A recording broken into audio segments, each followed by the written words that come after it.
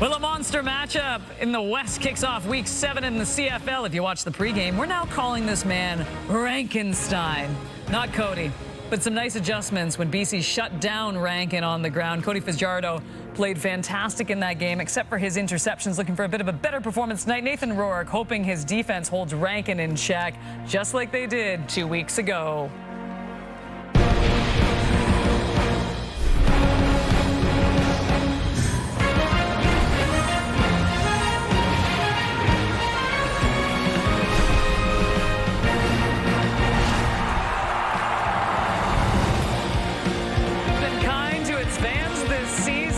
Perfect 2-0 at Commonwealth Stadium and looking to keep that going tonight. The BC Lions with other plans. They got their first win of the season 2 weeks ago in Kelowna against these Elks, and they look to make it 2-0 tonight. Kate Burness alongside Paul LaPolice, David Sanchez, and Milt Stiegel as we get set for the Lions taking on the Elks. And I need a key matchup for this game tonight, Lapo.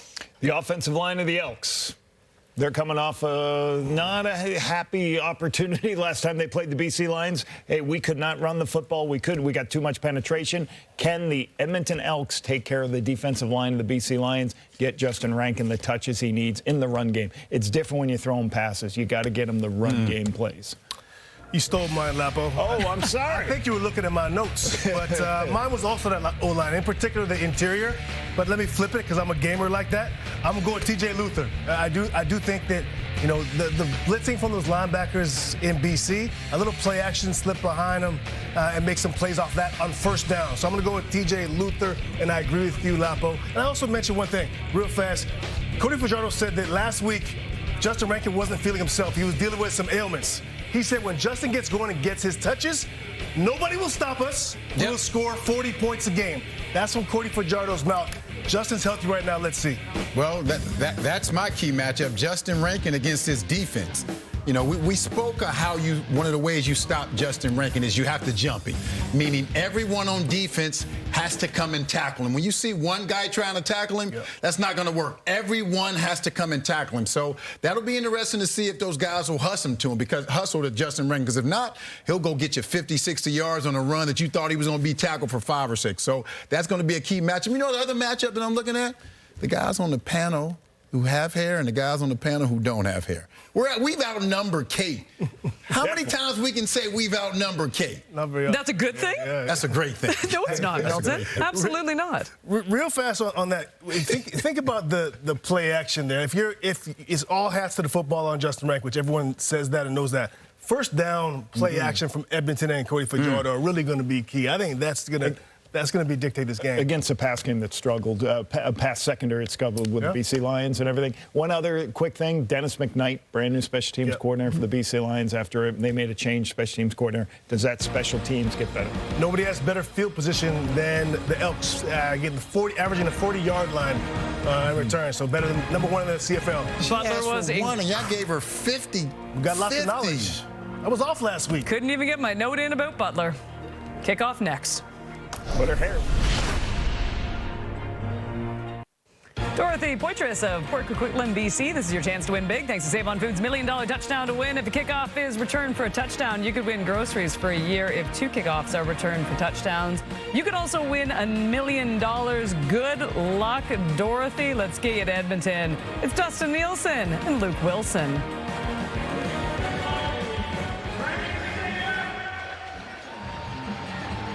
Friday Night Football rolls into Edmonton for the first time this season to kick off Week 7 with a big divisional matchup between the Elks and Lions on a beautiful evening in Alberta.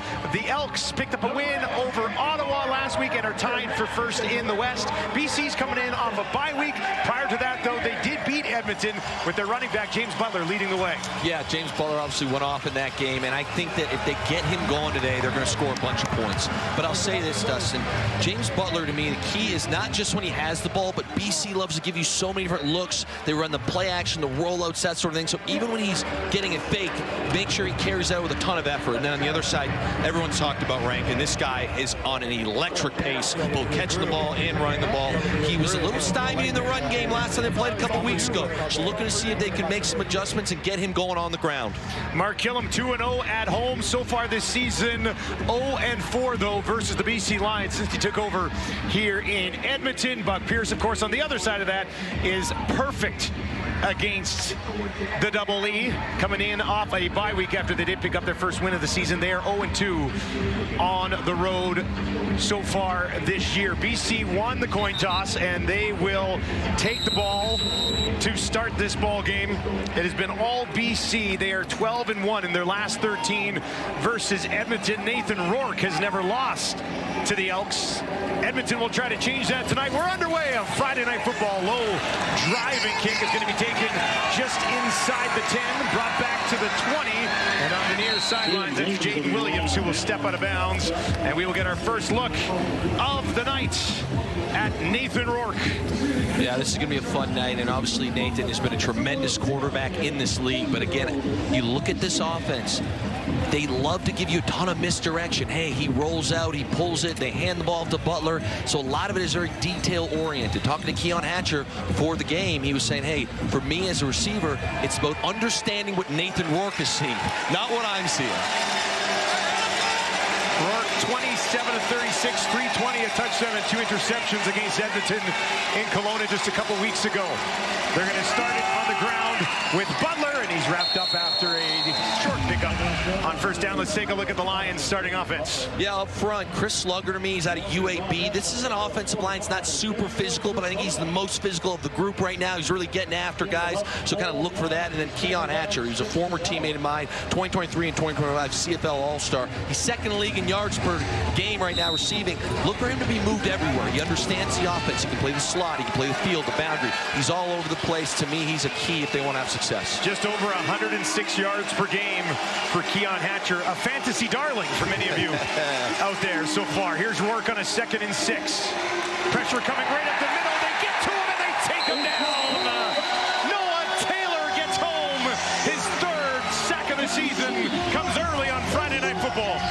It's a mesh concept, so they're hoping for man coverage. They don't get it. So you're trying to find that zone, but Edmonton does a great job of covering it up. There's really nowhere for Rourke to go, and you're going to look at the top of your screen here as we roll this thing.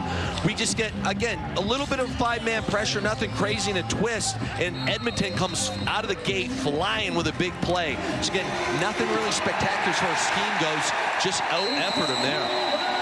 11th sack of this season allowed by the BC Lions. In 3rd and 14, they will have to kick it away on their first possession of the ball game. Good kick. Spirals in. Leak will take it just inside the 30. Tries to kick it to the outside. Finds about the 40-yard line, and there's a look at Cody Fajardo, 4-1 to start the season. Dustin, you know that I love this guy. He's your guy. This is my guy. Finally got to meet him virtually this week, talking to him. He's probably, you know, a bit of a controversial quarterback. I don't really know why. All he does is win ball games. He's a grinder. He gets it done. He's a team guy. I am so excited on the plane right here today just to watch this man play football. 735 yards passing in his last 2 games for Fajardo, and he's got the most dangerous weapon in the league, and they're going to toss it out to him. Here's Butler, and a great tackle made for a loss. That is TJ Lee. Let's take a look at Edmonton's offense tonight. Up front, Carter O'Donnell out of the University of Alberta. Right now, he's 6th in the league in lowest pressure rate allowed, only allowed 2.7%. So helping protect Cody, it's been awesome. Then Austin Mack out of Ohio State. He's tied for 3rd in contested catches with 6, but he's gotten 11 shots at it as well. Cody told us before the game, hey, I love 1-1 matchups, especially when he's the boundary receiver. I'm taking that. So look for those contested catches or those opportunities today. Toss out to Rankin didn't work, and it's a 2nd and 13. 4 options to the right for Cody. On the run, down the field. Julian Grant's got it, but he's going to be marked a couple of yards short of the first down. They needed the 50 to move the chains. And they're going to be a couple yards short, and they'll kick this away with Jake Julian. Yeah, it's not the start they wanted, Edmonton, but I'll say this. this defensive line for BC is pretty special. Now, they're kind of known for stopping the run, but that was well blocked up, got a few yards. They got to stay out of second and long. And there's a big point of emphasis in our production beings, talking to them, and the first thing they do is lose 3 yards at first down. Struggled on first down in that loss to the Lions in Kelowna. Julian, end over end. That must have gone off the side of his foot as it flies out of bounds. And the flag does fly. Nathan Rourke will have the ball when we return. His BC Lions desperate to string together a couple of victories in a row. They are 1-3 on the season. It's a big one here in Edmonton. Well, this is an interesting development early on Friday Night Football as Chase Bryce is into the game for the BC Lions. It was week 3 versus the Ticats. He had 7 pass attempts, completed 6 of them for 87 yards. Here's the last time we saw Rourke. This was just the second play of the game. It was a sack by Taylor, and you see his left leg gets a little bit jammed up under. This will be a better look at it here, Luke. Yeah, I hope it's something really minor. It's that second hit, you know. That makes my stomach turn. You just hate to see that, and hopefully we see him later in this game. He got up, he walked off. We will monitor that situation for sure. First and 10 for the Lions from the 34, and they'll hand it off. Butler right up the middle, a couple of yards against this Edmonton starting defense. Yeah, up front, Malik Carney. This guy's a game wrecker out of North Carolina. He's 10th in the CFL right now in QB pressure rate, 5th in total pressures, meaning he's on the field the whole game. You'll love it. Okay, Jabome out of Rutgers. I was going to say for Nathan Rourke, assuming that he was playing, the key is discipline. He's a youngster. He's got to understand how Nathan plays the game in gap integrity. That's going to change if Nathan's not playing. And then on the back end here, Cordell Jackson, the boundary half, is second in the league in lowest completion percentage allowed. Now, he's got his hands full today with Keon Hatcher, but I'll say this, he really is a very impressive secondary player. I really enjoy kind of watching him and kind of the feel he has in this defense. Tamari Fox is up, and he is heading over to the sideline. Chase Bryce coming into this game tonight. He's been with the Lions for 4 years now. This is his 4th season with the Lions. He's dressed in all of the games over the last couple of years as a secondary or third option. He's only attempted 40 passes in his young CFL career. He finds himself in the spotlight here. He'll move a few options over to his right and looks to throw. The Elks send 5. Bryce hit as he throws. Ball is up for grabs, and it's taken away. Edmonton comes up with it. They bring the pressure, and they create the turnover. Gavin Meyer, right spot, right time. Top start for the Lions. Arm was hit as he threw up for grabs, and Meyer, the Southern Cal, has it. I want you to watch here Noah Taylor, okay? Here he is right now. He's coming from depth. So as we roll this here, Slugger, the right guard, I don't think he's sure what he's doing. He kind of looks hesitant. So see how he's not really attacking? He's not setting towards Taylor. And Taylor's like, okay, boom. They call it the disappearing shoulder. 1 minute's there, the next minute's gone. You can't put that on Chase Bryce, okay? It's a 5-man pressure. You have 6 protectors. You need your guys to win their one-on-ones. They don't do it. Taylor's off to a hot start, and now you've got a turnover. And great field position for Fajardo, and Rankin-Wee gives it to it. He runs into a wall, back to the line of scrimmage, and that's it against this BC defense.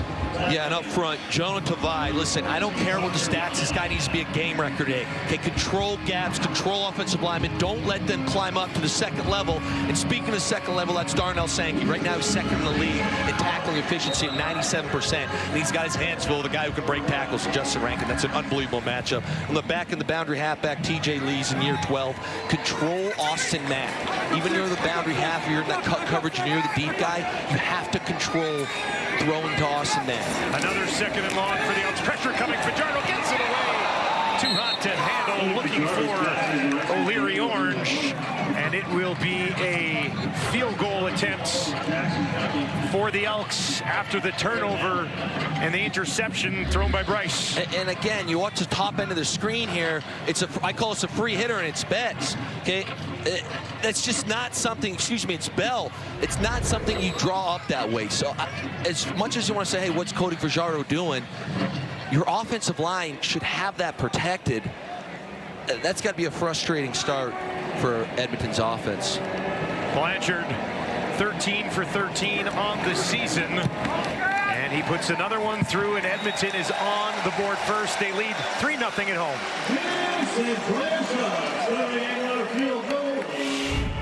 The CFL on TSN is brought to you in part by The Score Bet, an official gaming partner of the CFL. Well, an interesting time for head coach of the BC Lions, Buck Pierce, as he does not have Nathan Rourke available to him for now. We'll continue to wait for an update on that.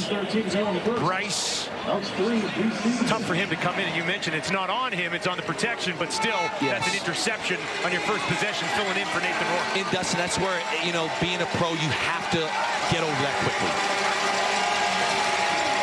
They'll go to Butler. He's caught in the backfield, and he's wrapped up. And that's much better for Edmonton than what we saw a couple of weeks ago for James Butler, as Butler ran all over the Elks in Kelowna. Yeah, and when I watch this film, I don't want to take anything away from Butler, because you look at him breaking tackles, it was really a special performance, but I thought that Edmonton was misaligned a lot.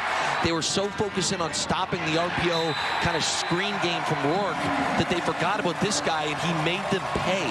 So if they stay like discipline, you hear the age-old cliche, do your job. Gap integrity is another one, Dustin. I'm getting all the cliches right now.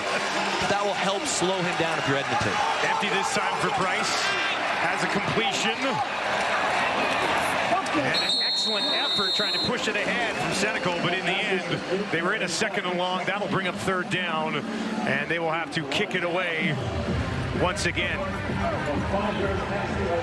So I'll say this, I know it's early in the game, Dustin, but right now both head coaches, Buck Pierce and Killam, you got to start thinking, okay, so Rourke's out of the game. We've struggled to move the ball, Edmonton offensively.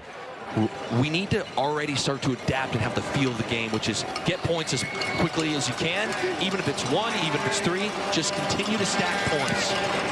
Meyer boots it away. Leaf's going to run up underneath this. Takes it at the 25. There's a flag as Leaf finds a little bit of space. Big block. That draws a flag as well. So there's 2 flags on this play. We'll pick those up when we come back.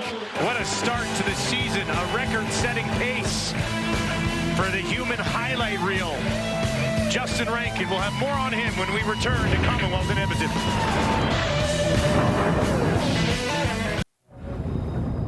Welcome back to Freaky Friday Night Football on TSN as we present Mark Killam's Rankenstein. And he really has been unstoppable so far. He's on pace for 25 total touchdowns, would break Milt Stiegel's record on that front. He's on pace for a CFL record, 2,916 yards from scrimmage. That would break a Mike Pringle record. And he's on pace for a 1,000 season. Nobody's ever done it. Nice kick to the head there at the end for Rankenstein. For more on him, let's send it down to Tom Gazzola. Yeah, Dusty, you can call it a career resurrection, if you will. Now, Justin Rankin's pro football revival started in 2024 when the Elks actually brought him back after they had cut him in training camp. Now, not only is his career alive, it's thriving as he pursues those records that you just laid out there. Now, talking to Rankin, the 29-year-old says that he owes a lot of his success to his time in the Indoor Football League, where he learned to get familiar with the waggle. On top of that, he learned how to make guys miss in a phone booth. You take those skills, put them on a CFL field, and this is what happens, guys. Thank you, Tommy. We'll get it into the hands of O'Leary Orange, who had a 90-yard reception last week, longest in the league. Let's give you more on Justin Rankin and what he's been able to do so far this season. 513 yards on the ground through 5 games. It's crazy, Dustin, and watching him on film, some of the things that's been really fun is it's like some of these long runs are, it should be legitimately a TFL, tackle for a loss. He goes, breaks a tackle and goes for 50. It's really a special thing when he gets going. Fajardo wanting to throw again, pump fake. Now down the far side of the field. It's incomplete. Oh, he was looking for Austin Mack. So when we watch this here, there's Mack, and he's a double move. So as we roll it, boom, he sits it, okay, and then he goes. It's a great job defending that. It's a little early for the double moves for me, Dustin, but I do like the double move yet? Correct. I do like the aggression. I do like the aggression. It's a great job by Thomas Oliver. Unbelievable.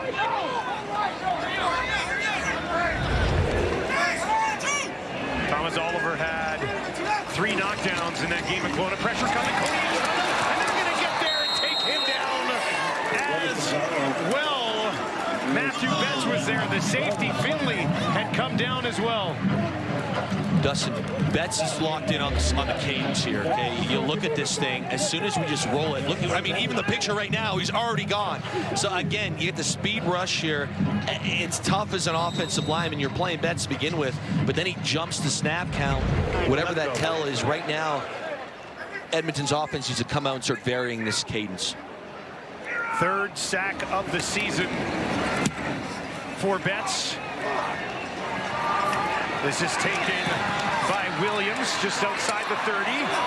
Spins off 1 tackle, finds midfield before he is stopped in his tracks. Betts around the edge. Give him 3 on the year.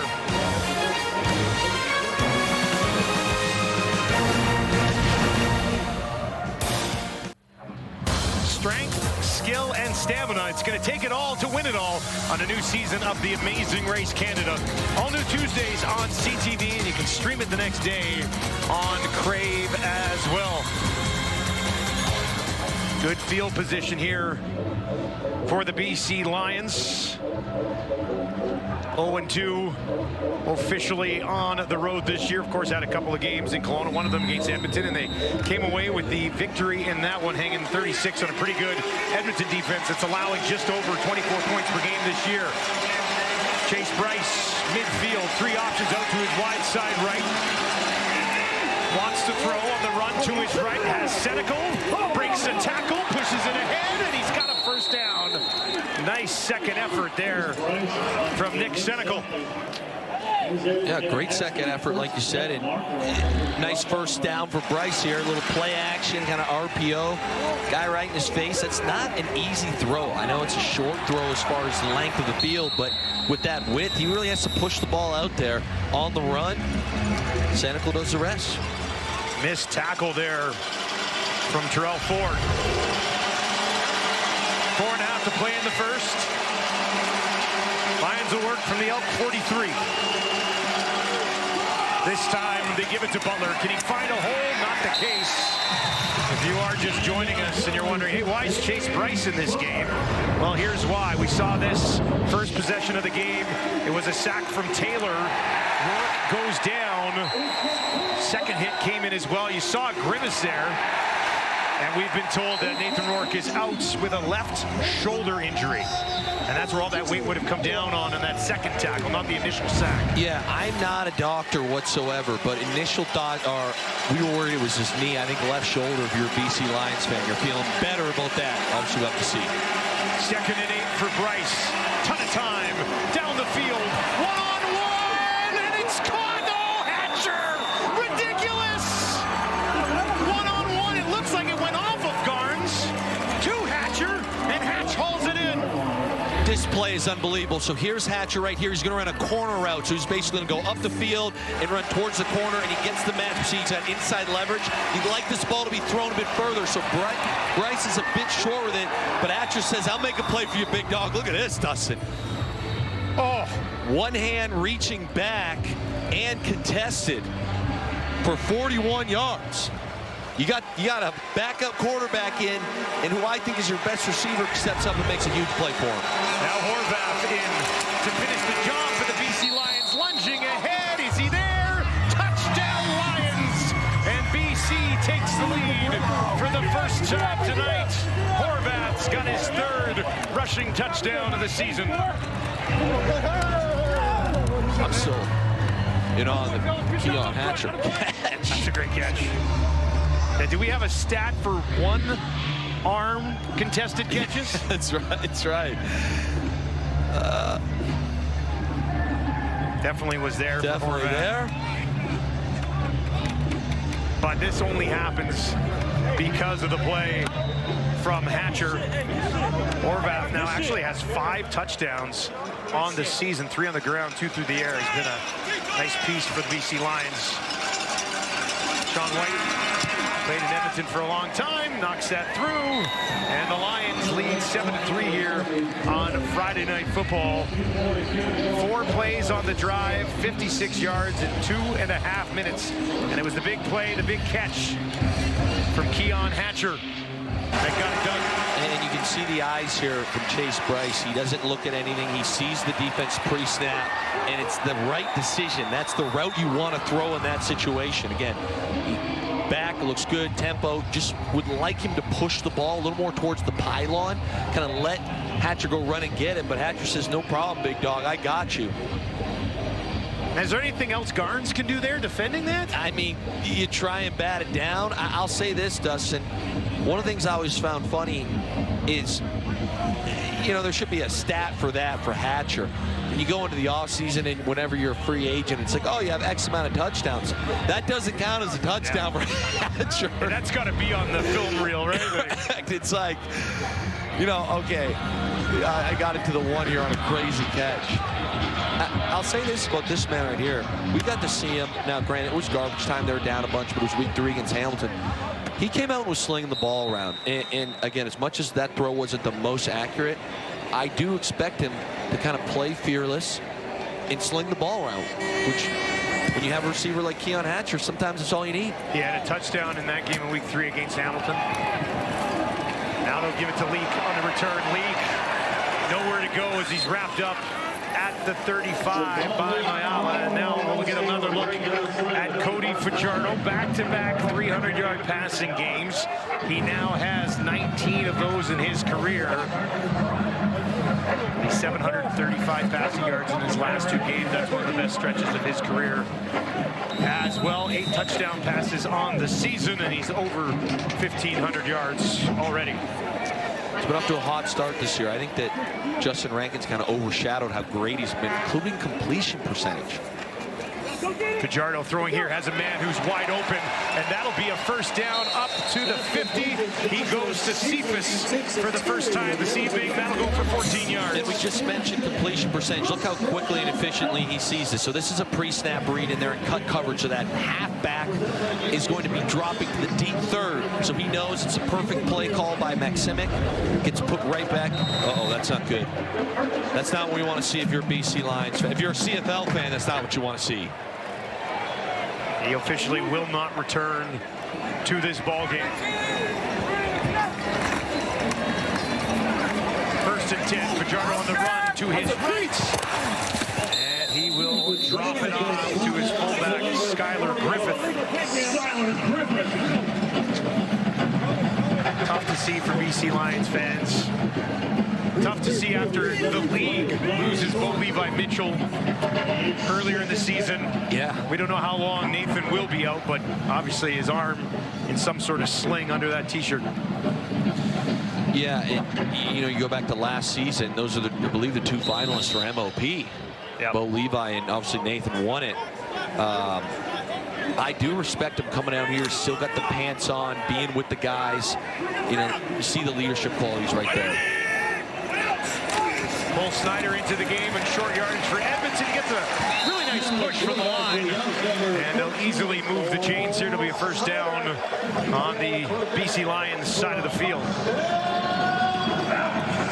Dustin, I'll say this from a X and O standpoint right now. Offensive coordinator Max Simic, to me, for Edmonton, they have not ran the ball well. You know, Rankin has got 2 attempts for -4 yards. He had a -3-yard rush, -1. So what they've been doing is this kind of run game extension. You'll see Cody fake the handoffs and just kind of throw these, similar to what Nathan Rourke does, RPO-style games. If they stick with that or hand it off. They'll hand this off to Leak. And he'll push it ahead and find a little bit of positive yardage. I think they'll give him about 3 on that first down carry. This is another guy that can be an offensive weapon for you as well. A little bit of a different style of back than Rankin, but still. I think as they develop, it's a bit of thunder and lightning. You know, now Rankin's kind of got both thunder and lightning. Yeah, exactly. But Lee can really go, so he is a fun back to watch. Thunder and lightning and lightning. That's right. That's how you describe these two guys. Leak was really involved last week, had 3 carries that went for more than 10 yards. Fajardo quickly. O'Leary Orange runs out of room. Colden and Sankey team up to take him down. And that will bring up a 3rd down for the Elks here at home. First quarter is in the books, and it is the BC Lions with a lead 7-3, but losing Nathan Rourke, at least for the rest of the game. In the process, second quarter coming up from Commonwealth.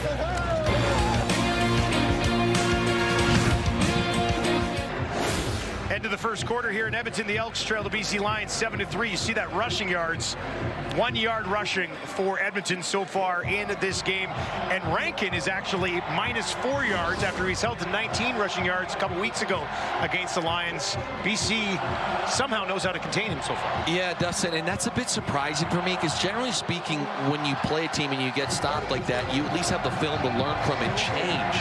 So I did expect Edmonton to be able to at least have some sort of answer in order to get a run game going, but clearly that has not started the way Edmonton was hoping.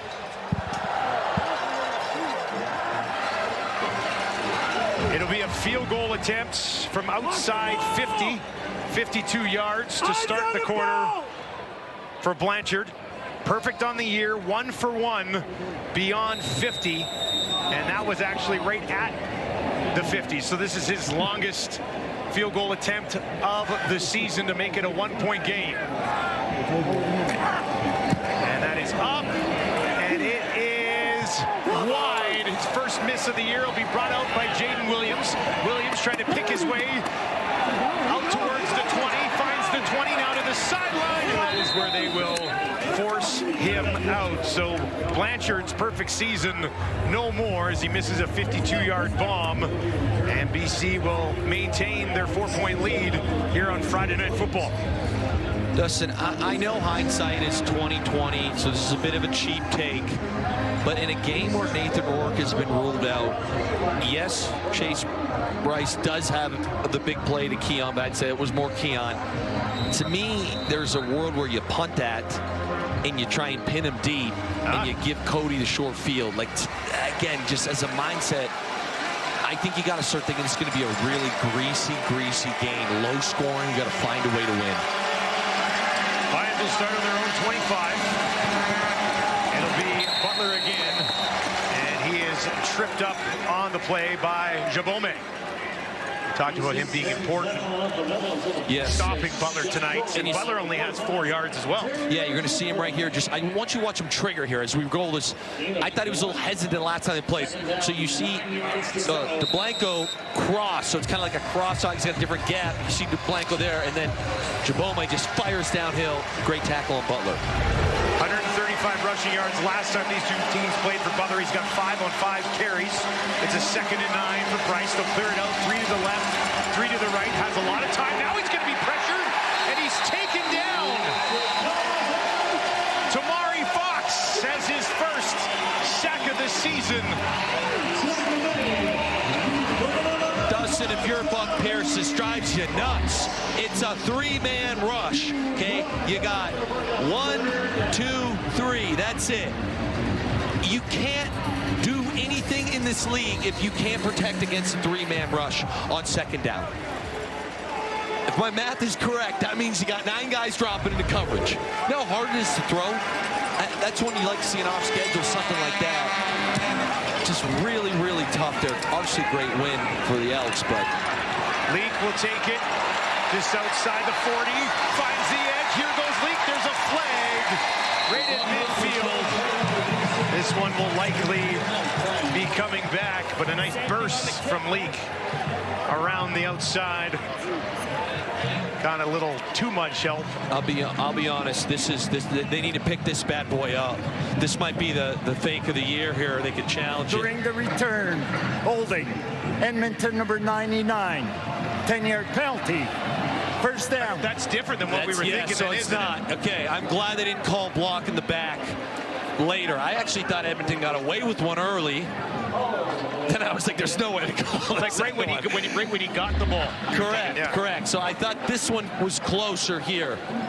You know, sometimes when they see the players fall forward, but this is not a block in the back. That's what I was worried they called. So I'm glad that wasn't the case. Fajardo gets the ball on his own 43. And that is wrapped up immediately as he goes to leak. And the tackle made by Deontay Williams. Had 19 of them coming into the game tonight. Yeah, I'll say this. You got to tip your cap right now to Mike Benavides. I know there's a lot of BC Lions fans that weren't thrilled at the beginning of the season how their defense played, but he's certainly on it tonight. It was the last time they played this team as well. This is a very, very tough offense when you have Rankin, and they are smothering everything up right now. It feels like every yard Edmonton's getting is just so tough to get. Coach Killam told us on production calls this week that they have to do better on first down, and so far tonight they simply haven't. Now here's Julian Grant looking for a first down. I think he's got it. There's a flag that came out from the secondary. And is this against Edmonton? I think it is. Illegal interference, blocking downfield prior to the pass being caught. This is a 10-yard, number 88. This is a 10-yard penalty. We'll replay second down. Crowded Commonwealth clearly hates it. TJ Luther, the guilty party. Yeah, and I just don't think he needed to do it. You know, it's a great job by Edmonton here. As we roll this, you're going to see a lot of pressure from BC, and Edmonton's offensive line picks it up. And then you get which we call chip flat. Okay, Cody sees it. We've got no one covering it. And we have a first down. Oh, wow. Now that we see the replay, I'm not sure about that call, Dustin. Yeah, a little push. I would say right as the ball arrived, and second down, they tried to get something with Rankin, and that just went nowhere. Dustin, I'm beside myself. I think it was a little bit of embellishment on that one. That's tough. That's really tough if you're an Elks fan watching this at home right now. And even a field position game, you know? That's a big play. It's a big call. Well, it would have been first down. Instead, it's third and forever, 3rd and 18, and they'll have to kick it away. First down, and you're on the other side of the field. Wow, that's tough. 3rd 2 and out of the game for the Elks in what has become a bit of a slog and defensive battle so far. This is a high towering kick from Julian. Williams takes it after a 52-yard boot, and he's going to be wrapped up and thrown down as well. Keon Hatcher.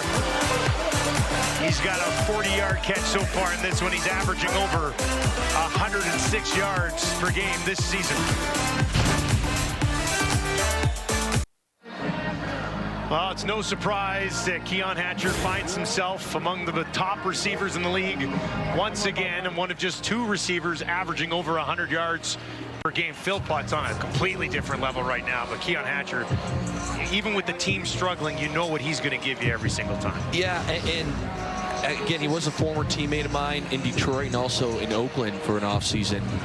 He just has a lot of swagger to his game. He can make the big plays like we see. He can play in the slot. He can play big and outside. I really think he's an extremely versatile player, and he's great in the film room, which you can see. It shows up on game day, Dustin. He's averaging just shy of 18 yards per catch this season. Here's Bryce. Down the field again. It's a deep one, and it's taken away by Ford. Stepped in front of it now, bring it back the other way. Cuts it inside at the 50. Staying on his feet there, they'll get him and they'll take him down.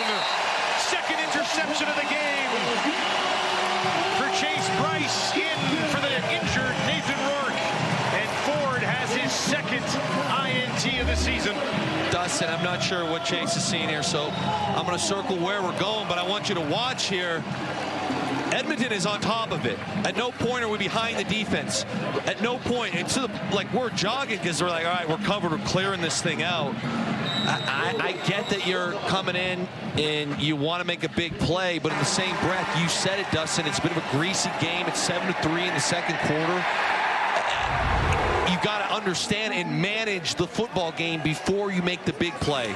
Fajardo takes over, uses the near sideline, and he has his favorite target, Austin Mack, taken down by Stanley Thomas. Oliver. I'll tell you, Dustin, you know, my history is with the American field. These long throws on those speed outs, they scare me a bit. You're they still scare getting used to that. You know, that could be, if it's a split second late, we're going 6 the other way. The other way for sure. They scare me a bit. Got to get there in time. 2nd and 5 for Fajardo now. And he's going to go down the field.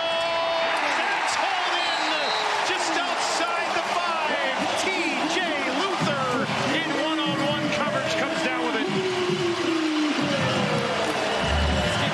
Cody sees he's got an inside fade from Luther, and he's like, I'm taking this matchup. Now, I don't know if he did it on purpose, but one of the ways you can kind of create separation is by getting, I know it sounds counterproductive, but getting closer to the defender so that he has to slow his feet as well. So if you see at the top there, Luther kind of gets close to again, just create that yard of separation. 1st and goal after a 38-yard pickup from the BC 5. They'll give it to Rankin, and they wrap him up and take him down. They had both Rankin and Leak lined up in behind Cody Fajardo. Gave it to Rankin, faked the toss to Leak, and BC read it well. They did read it well. It was kind of a cool play design here. Almost like it was going to be a little fake fullback dive pitch to Leak. So as you can see here, they hand off the fullback dive. They're trying to get creative, you know, find a way to beat this tough run defense of BC. Deontay Williams was not fooled. He was waiting in that gap, closed it up quickly, so it'll be a 2nd and goal. Fajardo in the shotgun, that's Rankin directly to his left. Cody looks to his right, bouncing around the pocket, gets it away, touchdown! Elks! TJ Luther's got his 2nd of the year, and Edmonton goes back on top.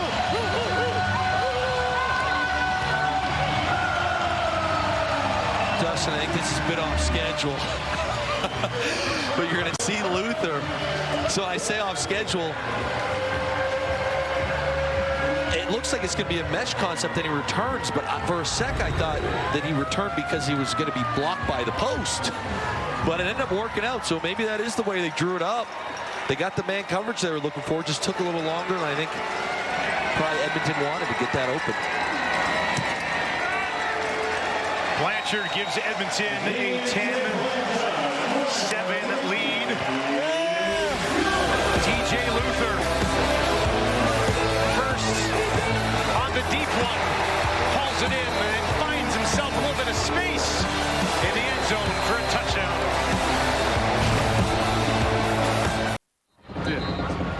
42 yards and a touchdown in this half for TJ Luther. Here's another look. So what they're actually trying to get here is Julian Grant on a shallow, and O'Leary Orange is going to pick for him. But then when you watch this here, TJ Luther sits, and that's your zone answer. Now he sees as we roll it. So he realizes right away, okay, it's man, I'm not the answer here. And now this is the second part of the play. You talk about off schedule. So this is completely not made up, but that's TJ Luther understanding, okay, I'm the zone option in this. It's man coverage. So if the ball's out early, find a way to get over for Cody to find me, and that's what he does. Cody found him. Here's Williams on the return. Picks his way through. Found a little bit of space. He'll try to knock that ball out, but he'll hang on and take it just outside the 30. 35-yard return there. We get another look at Chase Bryce. Couple interceptions here in the first half in place of Rourke. Yeah, you see that stat line. He's 3 for 5. Unfortunately, 2 picks. The 2 incompletions went to the other team. Correct. You'd like him to settle in. Again, the first pick's definitely not on him. The second one, getting a little greedy. It's a 10-7 ball game. You got great receivers. You got a great runner. Again, to me, I'd like him to manage. Everyone says it's a bad thing, Dustin. I think it's the best. I love game managers at the quarterback. When you're managing means you're usually not getting your team in any trouble. Right? He's throwing here. He's got Hatch Hatcher, and he's tripped up just outside the 50. 18-yard pickup for Hatcher. This is sharp right here. Nice Chase Bryce here, both little play action.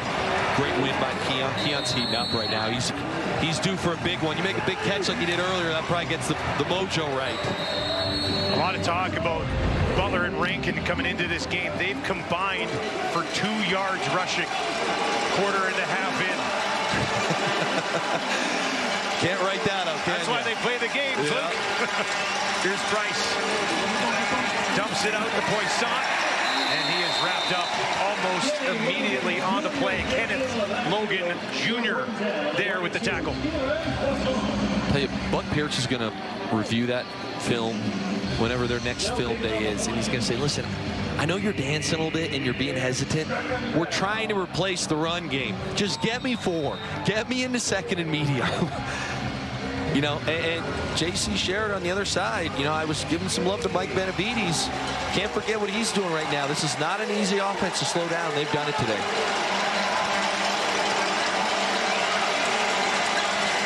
Empty backfield for Bryce. Elks at 5. One of them was free, and that is batted down. Bryce wants a flag. Not going to get it. And it's been a rough ride for Chase Bryce. Yeah, Dustin, when you look at this here, I want you to watch. So see how everyone's on the line of scrimmage here. It's cover 0. Okay, we just talked about J.C. Sherrod. He's saying, hey, I'm bringing the heat. We got to back up in. And there's a free hitter. That is what happens in cover 0 a lot of times. There's a free man. You got to beat the blitzer with the ball. And clearly they could not get that done. So J.C. Sherrod right now has got a very good feel and pulse of what's going on here in the mind of Chase Bryce. Carl Meyer averaging just shy of 48 per punt. This year, this one's end over end. Leak will take it, found a little bit of space, and then he's tripped up just outside the 35-yard line on a beautiful Friday night in Edmonton.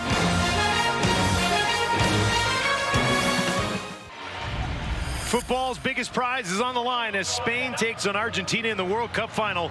Sunday at 3 Eastern, noon Pacific. You can watch it live, of course, on TSN, CTV, and Crave. Soccer fans in the house. You got anyone you're pulling for in that final? I'm not a big soccer fan, but I like Messi. Yeah, so I'd like to see greatness get crowned again. I agree with you on that. But don't really care that much either way. Argentina's been hanging on and finding a way. Yes. Spain's only, I think, allowed 1 goal the entire tournament. Should be a good final. Here's Fajardo. He's got time. He's looking down the field again, and that's hauled in. What a catch at the 20 earlier. It was Luther. This time it's the rookie, Joshua Cephas. 54 yards to Cephas, his longest reception of the year. Dustin, this is just Cephas making a play here. It's really not bad coverage.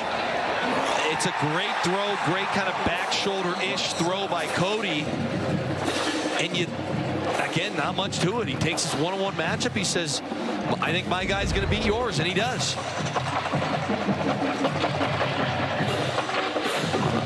That's inside the red zone here. Can turn this game around quickly.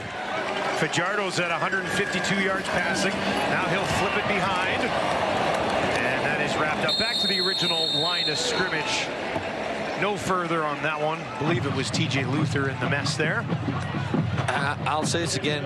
Edmonton is trying to get this run game going. So I will give them points for creativity. Kind of fake there to Rankin, and then we flip that kind of reverse-ish style play. But BC is just all over it.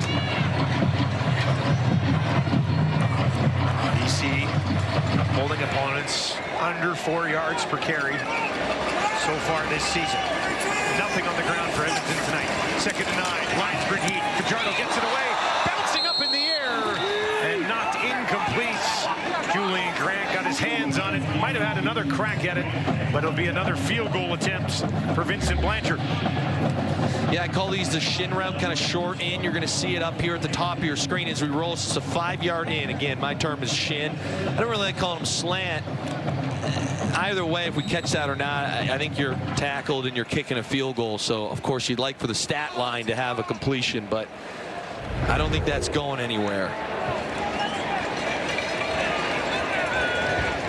Blanchard 1 for 2 tonight. Missed from outside the 50. This one 26 yards, no doubt about it. Edmonton leads 13-7. How do you think you've got the leg for it? Old Dutch Foods is giving one fan the chance to win $500,000 of this year's CFL West Final. Visit kicktowincontest.ca. That's kicktowincontest.ca to enter.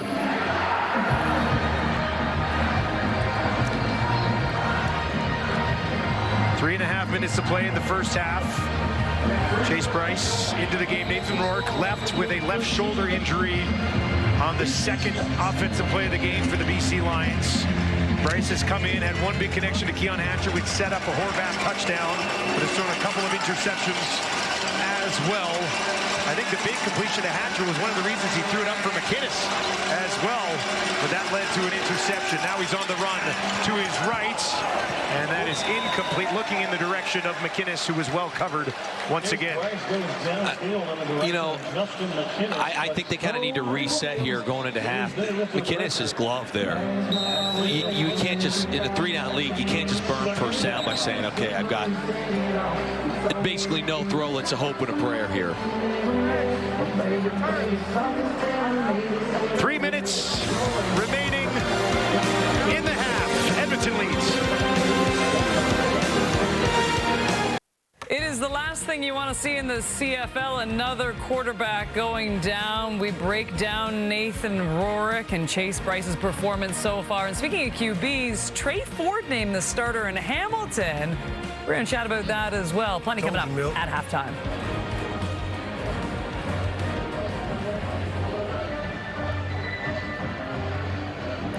BC Lions' first 7 possessions of this game, 4 punts, 2 interceptions, and the Horvath touchdown after the big completion to Hatcher. Some points here to end the half would be huge for Bryce's confidence heading into the room, wouldn't it? Absolutely, because that stat line you just read is an absolute bloodbath.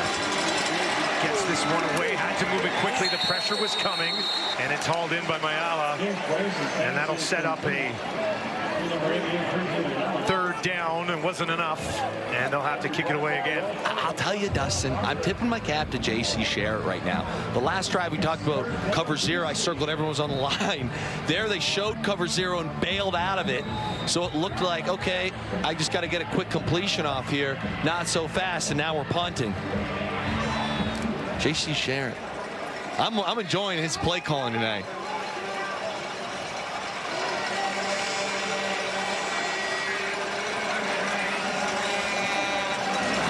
Yvonne Leake slides over to his left. There's a flag on the play as Leake takes it. And he's hammered down short of the 30. BC Lions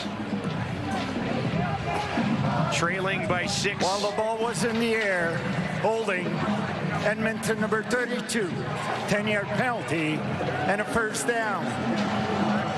Lions will be heading home soon. For more on that, let's send it down to Tom Gazzola. Dusty, by my count, the Lions have bounced between 8 different cities. They've uprooted their home base twice, and they've even made the most of home away from home cities in Langford and Kelowna. And talking to the guys this week, they're ready to go back to Vancouver and settle in after this game tonight here at Commonwealth. Talking to Buck Pierce, he gave not just the players, but the entire staff a ton of credit for the perseverance during the World Cup, for the job that they've done. And a win tonight against the Elks would only juice up that pool party theme at BC Place against the Argos next week. Now Fajardo will get it to Rankin, and Rankin will push it ahead. He's got a first down. This is what they had to end up doing last time they played too. Get him involved through the air. This one goes for 17 yards. Yeah, Dustin, and it's fun. Rankin hasn't gotten going yet, and you look at Cody looks right here. It's quick games. It's a nice job finding completion. Look at Rankin. And it's just like the juggernaut coming through. It doesn't take him long to get up to speed. No, it's fun. Yeah, the juggernaut, he has a thing that he does pregame where he takes his helmet off and headbutts people on the team in the chest. Sounds like something the juggernaut would do. Here's Fajardo spinning around, dumps it off to Rankin. Rankin again. Made one man miss, and they'll drive him back. trying to get something out of nothing. We were talking about the pregame headbutting from old Rankenstein here. Oh, there you go. Helmet off. Oh, I thought it was in the chest. He's headbutting people in their helmets. I'll tell you this, Dustin, as a guy who's been there, when you have a guy who's as talented as him, look at this guy, and he starts doing stuff like this, there's an energy of craziness that is just, it's contagious. It's electric. He told us this week he gets here really early. Yeah. So by the time they get to warm up, he's just ready to burst. That's awesome. 2nd and 12. Fajardo, Rankin again, has a little bit of space. What can he do with it? 3 BC Lions are there, and they'll wrap him up at the 30 after a pickup of 8 yards.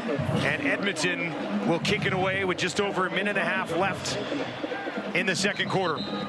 Little jaw in there.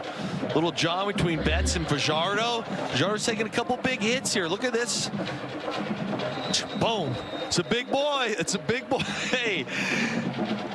And Cody's been upset. He wants some calls, and I'm sure Betts let him know about it. I like it. I like a little trash talk. A little bit of fire imagine. here. Playing the same team for the second time in 3 weeks. Jaden Williams waits back. This is a deep kick. He's going to have to slide back even a little bit further. Takes it just inside the 25. 57-yard kick. And he'll take it back to about the 30.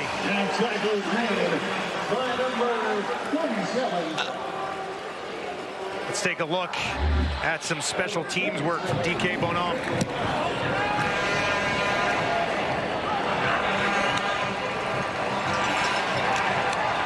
All the way down the field, finds another tackle. Yeah. Among the league leaders in that category so far this season. You said he's kind of a league leader. You'd think that they try and hold him up at the line. He got away free there, didn't he? Yeah. BC starts on their 30. Bryce goes to Williams, who, well, that's Butler, rather, out of the backfield. That's James Butler's first target of the game. And once again, like Rankin on the other side, just 5 yards and 5 carries for Butler. So maybe try to get him involved in the passing game a little bit. Absolutely. Now, this will be a really fascinating play. Let's see if they maybe hand it off. Bryce wants to throw. And there's a flag way back in the secondary. Senecal wanted the call. Was there much there? Defensive pass interference. Edmonton number 25. This will be a 10-yard penalty. Automatic first down. We'll have to see this again. It's a great play call, but Edmonton jumps it right away. I thought it was pretty clean. Maybe there's a bit of tug on the hip. So you're going to see it's man coverage. We're going to slide across here. Oh, my. We call it a slingshot. There's a grab there. I don't know, though, Dustin. Little jersey pull. I don't know, Dustin. I think it's a field of jersey pull. Yeah. And turn yourself a little bit. It's tough to be an official. You see the pull. Ooh. That will be ruled incomplete. Wow. You see the pull with the official. And, you know, sometimes it's obviously happening a lot quicker than we're looking at. My goodness, Edmonton's playing downhill. They are coming at him. That's the 4th target for Justin McInnes. Has not had a catch yet in this one. Cordell Jackson was ready for it.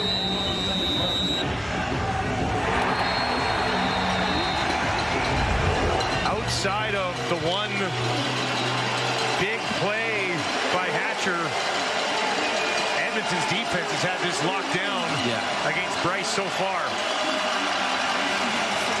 Deep drop from Bryce. Pump fake. Couldn't find anything. And then throws an interception. J.J. Ross has it. And he'll take it back inside the 45.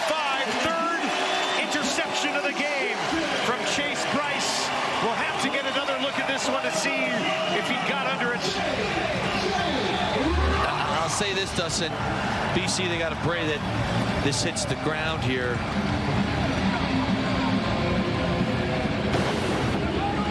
I think he catches it. That angle's not going to help us much.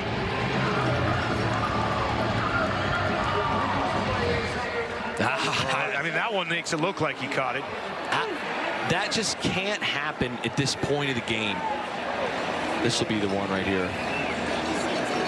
That's a catch. Ooh. That's a catch. That didn't even look like the end of the ball touched the ground there. Dustin, we talk about game managing, and I say this all the time. I want a quarterback that can manage a football game. I get you haven't had a good offensive half. I'm talking about BC now. You're only down 6 points. Even if it's incomplete there, you punt, you make it super tough. Instead, Edmonton's got a chance here to go 2 scores. Well, the league takes a look at this because it was a turnover. Let's find out what the ruling is. The ruling on the field stands as a catch. First down, Edmonton. Great job by J.J. Ross to take advantage of the mistake from Bryce. Let's go. Ross had 4 knockdowns coming into this game. Had not yet had an interception this season. He's got a big one now. Yeah, that's a tough catch. As much as we were watching, hey, did he catch or not? Not easy to go down there and pick that thing off the ground. Pretty much already in field goal range as well. We'll see how aggressive Fajardo is looking to tack on another touchdown. That's a high pass, but it's hauled in by Austin Mack. Some elite footwork on the sideline there. Yeah, you're going to see 1-2, boom, we get out of it. Just kind of a quick 2-step speed out. Good for Fajardo here. He's been on the ground a lot. That wasn't a gruesome hit, but you just don't want to see your quarterback on the ground as much as Cody's been. Just the second catch of the game for Austin Mack. Had 8 last time these 2 teams played.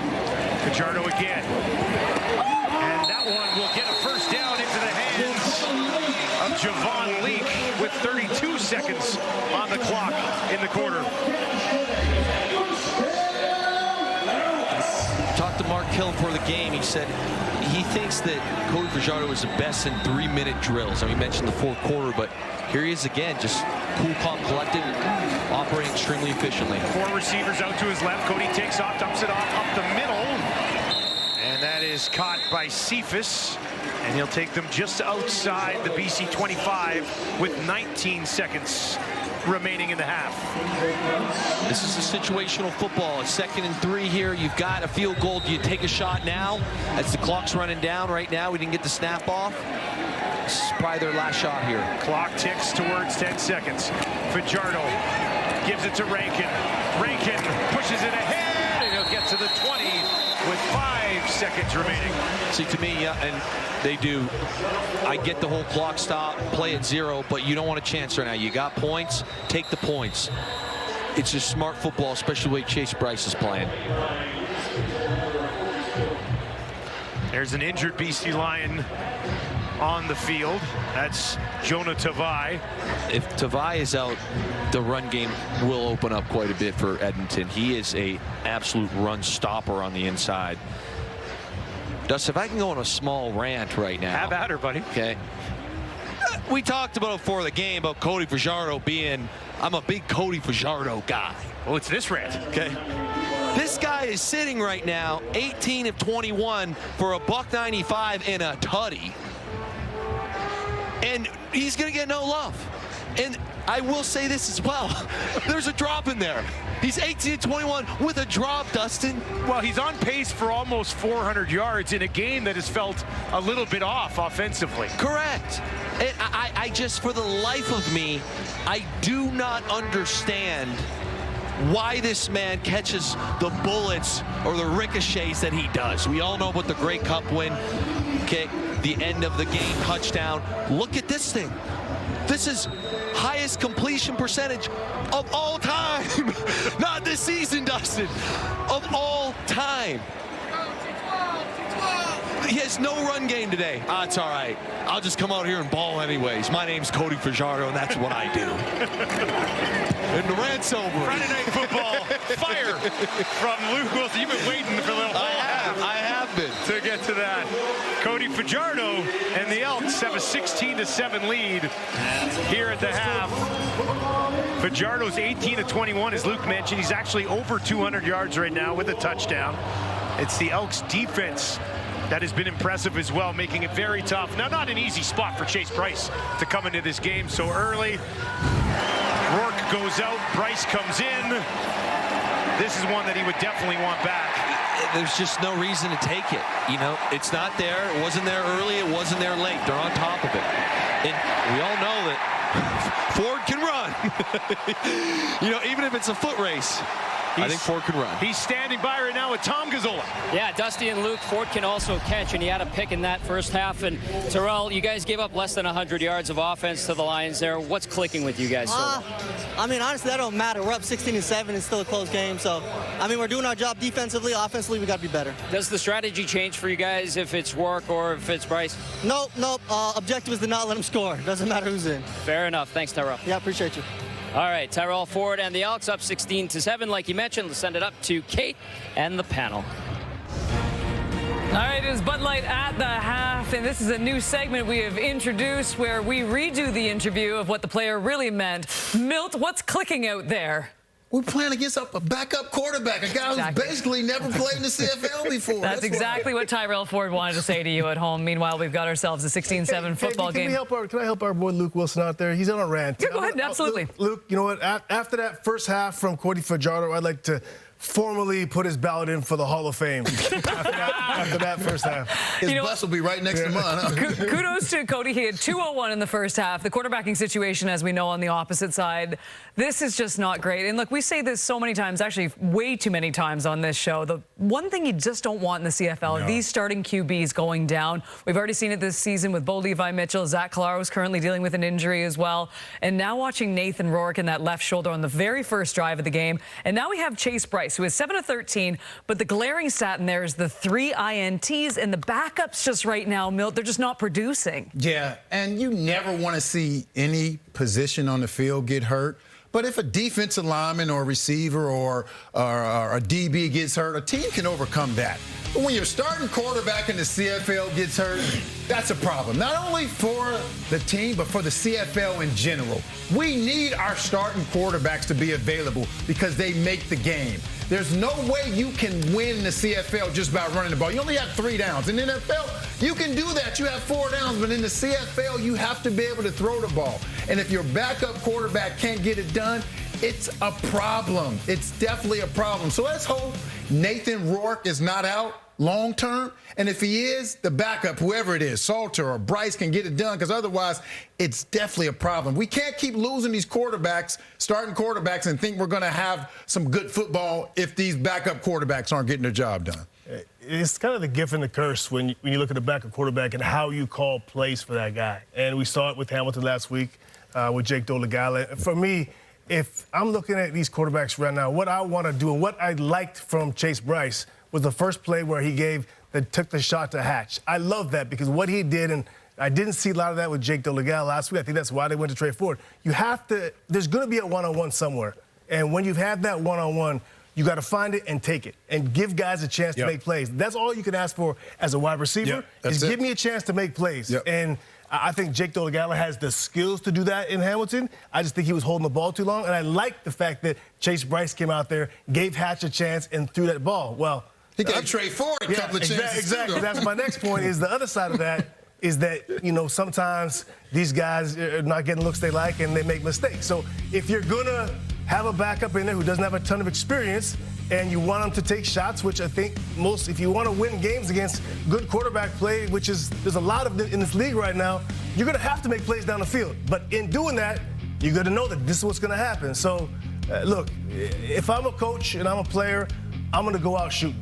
And I like the fact if Chase Bryce is going to take those shots, good for him. I mean, not to throw 3 picks, but I think you do have to be somewhat aggressive if you want to try to win the game. There has to be some aggressiveness. Otherwise, you're just thrown behind the line of scrimmage, and you're always stuck in second and long. So you have to give him some opportunities, one-on-ones, heavy play action. You just throw the ball outside to create some explosive plays. Because if you don't give quarterbacks an opportunity to, just push the ball downfield using the strength of their arms, they're going to be behind the sticks all game. And second and long is terrible for a young quarterback. Now, big problem, you got to trust him that, that first interception or that deep ball post in the middle of the field should have never thrown it. So you got to have a trust level.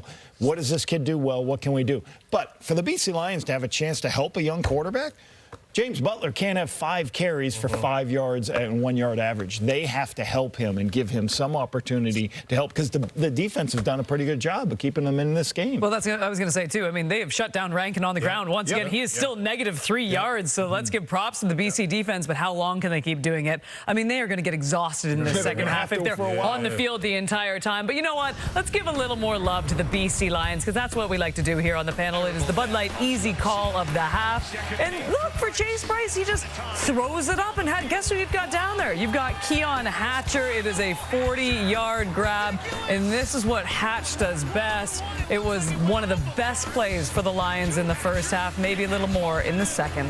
This play is unbelievable. Yeah, do the dash, do the dash, do the dash, yeah. Do the dash, do the dash, do the dash, yeah. Do the dash, do the dash, do the dash, yeah. Do the dash, I'm a winner, never coming last. Never coming last, never coming last. Opportunity is something that I never had. Never coming last, never coming last. I just tell them right behind me as I do the dash. Tyson Philpott, the CFL's leading receiver. Looks like a double pass. Touchdown. Wow. Tyler Snead to Tyson Philpott. Touchdown. Tyson Philpott. Wow. Touchdown, Montreal. Philpott, fabulous again. You are facing off against your brother. Is it amped up just a little bit? You see your brother across the field, it turns me up a little bit more.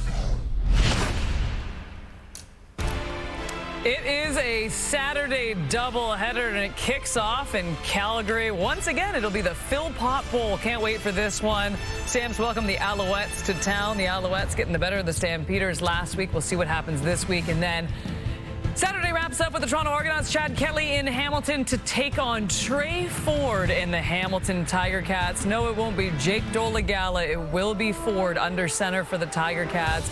All eyes on that one. Jake Dolegala, 7-13. He had 122 yards, 1 INT, and Scott Milanovich opting to go with Trey Ford. Lapo, when you heard that decision, what was your thoughts? I liked it a lot, because I think Trey Ford has something. Jake Dolegala, everything has to be perfect from the pass game. This is a guy, Trey Ford, who can create, obviously with his legs, explosive plays.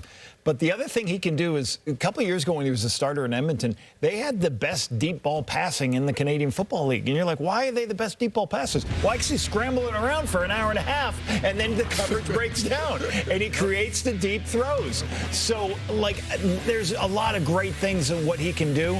Now, he has to prove to everybody, including himself, can he be an in-the-pocket passer? And that's the problem at times is, all the off-schedule things are amazing, but when he has to sit in the pocket, deliver a pass, he struggled that. Scott Milanovich is the right guy to give him that information. When we looked at this game, and we talked about that today a bit with Milt earlier, you made a good point.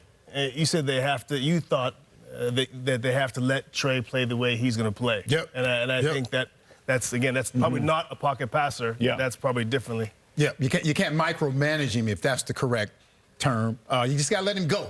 And letting him go sometimes may be some mistakes, but you also know letting him go sometimes, as you mentioned, could be some big plays. So right. Scott Milanovich may be pulling out his hair sometimes, but he also may be cheering because this guy is capable of being great. Mm-hmm. Not greatness, but being great, making some great plays. So I'm excited to see what happens. I was a little surprised. I thought they would stick with Dolegala, and if he struggled, maybe put Trey in. But I'm not mad for them for putting Trey in. I'm not mad at all.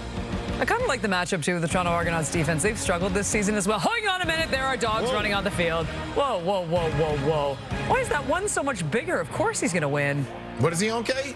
I think he's on PEDs. Can dogs be on that stuff? Barry Bonds.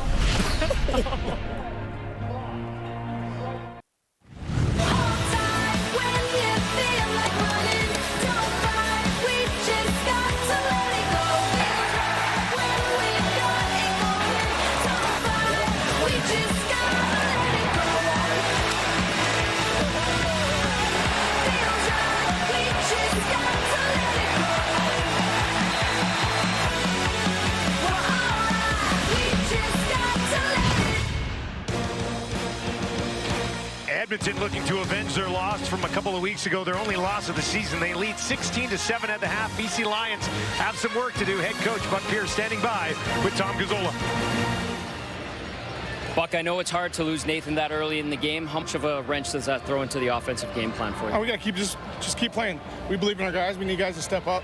Defense, special teams is playing tough right now. Just got to play cleaner in the second half. A lot of QB experience and wisdom on your sideline. How do you talk Chase through this? Yeah, that's what you do. Yep. You know, he's prepared. He's all right. And guys around him just got to continue to raise their level of play as well. Thank you, Buck. Thanks.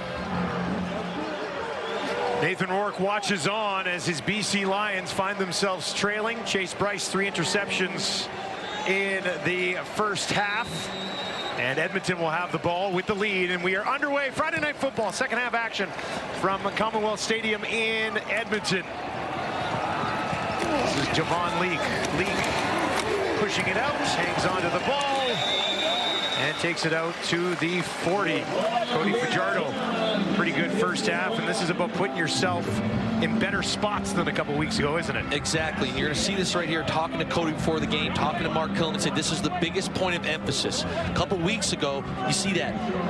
Second and long, 18 times. They had 20 times 0 or negative yards on first down. Today, right now, they've had 4 first downs on first down, and they've been 6 or less 3 times, only 7 more than that. And the 3 times they're 6 or less, 3 for 3 conversion. So that's staying on schedule for them. Got to find something on first down. Fajardo throwing here. That's deflected at the line and falls incomplete.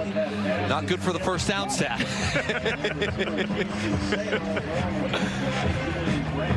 Fajardo was 86% passing in the first half of the game tonight. Pretty solid, starts the half here with an incompletion. Little batted ball, also not good for the 86% stat. He's brings it down ever so slightly. This first play ruined everything we talked about at halftime. To be a 2nd and 10 for Fajardo and the Elks. BC sends 5. Fajardo feels the heat, and he's going to be grabbed and taken down. Darnell Sankey able to get there. Yeah, you're going to see Sankey right up top here. So he's kind of outside of Betts. Comes in, Betts runs the inside move, kind of brings the right tackle in, and they just loop right off of it. That shouldn't happen up front. You know, you see he's in a blitzing position. We should at least have 2 guys or someone else sliding over there. That's a frustrating start if you're an Edmonton Elks offensive player, because you have the tip ball. And Dustin, it's not rocket science over here when you have Betts and Sankey looks like he's in a rushing position. It's close to line of scrimmage. Protection-wise, you should be able to have something to pick that up. First sack of the season for Sankey. Had a couple of tackles for losses as well. Had an interception last time they played. And if BC's going to win this football game, their defense is going to have to be pretty much lights out here in the second half. Lights out. And when your star quarterback goes down, you have to find a way somewhere. So whether it's defense getting lights out or a turnover or special teams, hey, field position. Get this thing in one possession and hope to have that kind of last-minute crazy catch from Keon Hatcher, McKinnis, etc. A chance to do something on special teams right here for Jayden Williams. Watches it fade to his right. And he is tripped up down the field. Nice tackle made there by Leonard Johnson. Here's a look at Chase Bryce and some turnovers in the first half of the game tonight. Yeah, the first one was tough. Again, you got beat up front. I don't put that on him, but these next 2, I would like him to play a little more. I don't know if conservative, I use the term game manager, but just kind of understand it's not there. We can't force anything right now. Getting after him. Got to get in his head. That's what they say, though. When a quarterback throws a pick, somebody goes, block the QB. You know, go get after him a little bit. James Butler just 5 yards rushing in the first half. Bryce kept this one, looking for McKinnis, and that falls incomplete, 2nd and 10. If you're a BC Lions fan and you're watching that play right there unfold, that is something you see a lot with Nathan. But what makes it so much tougher when Nathan is doing it is that he will also tuck and run the ball. So it's another option. You can hand the ball off. You can throw the snag, which you just tried to throw the little 5-yard hook. You can throw the flat. Or with Nathan, you can also run. So you have another thing to defend. Chase Bryce not so much on that last option of running. BC just 1 for 8 on 2nd down in this game. Bryce Senecal, and that should be enough. And it will be enough for a BC Lions first down. Give them 11. Yeah, kind of a nice rub concept here. I've actually never seen. For a second, I thought it was an ME or mental error, but they were just kind of slow playing it to get Senecal open to the flat. It was really unique three-man concept that popped open Nick Senecal. That's his team high third catch of the game for 32 yards. Hatcher has a couple of catches for 59, including the big 40-yarder that set up the only touchdown of the game for the Lions. Now from the 44. They'll let that one go right to Poissant, and he's able to get about half of what they need. And second and manageable here for BC. And again, we talk about game management right now, and I'm going to continue to say it, one, because I do love game managers. But right now, if you're Chase Bryce, get us a field goal. You're kind of creeping into that range, and you need a couple more first downs. But all of a sudden, if you can muster up a field goal here, get this into one possession game, it becomes anyone's game. You know, you don't have a big run game, so this second down here to me is extremely crucial. Creeping towards midfield, he'll have four options out to his right. Edmonton sends the house, gets it away, and that'll be enough for a first down as he got it into the hands of the former Edmonton Elk, Urgimayala. So again, you're going to see this. Everyone's coming. So we got cover zero again. Look at everybody. It's a great job. And we replace the blitzer with the ball. So I don't mind that there's a free hitter on this cover zero look. It's an outbreaking route. We've said this before. Against cover zero, everyone has inside leverage. So you want to find that outbreaking route. Bryce does. And all of a sudden, maybe that halftime's kind of cleared his mind a little bit. It looks pretty sharp in this first drive. This is the longest drive for Bryce and the Lions tonight.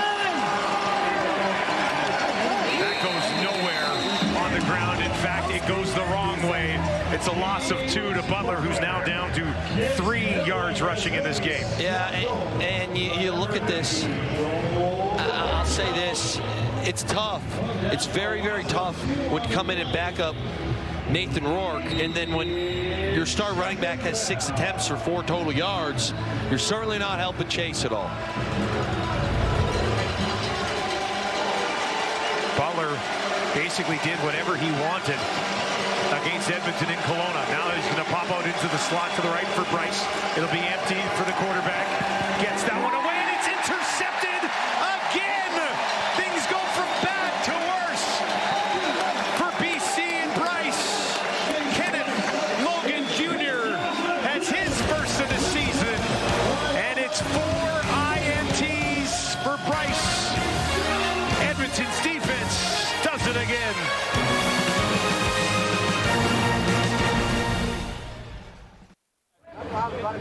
Kenny Logan, 3 interceptions last year.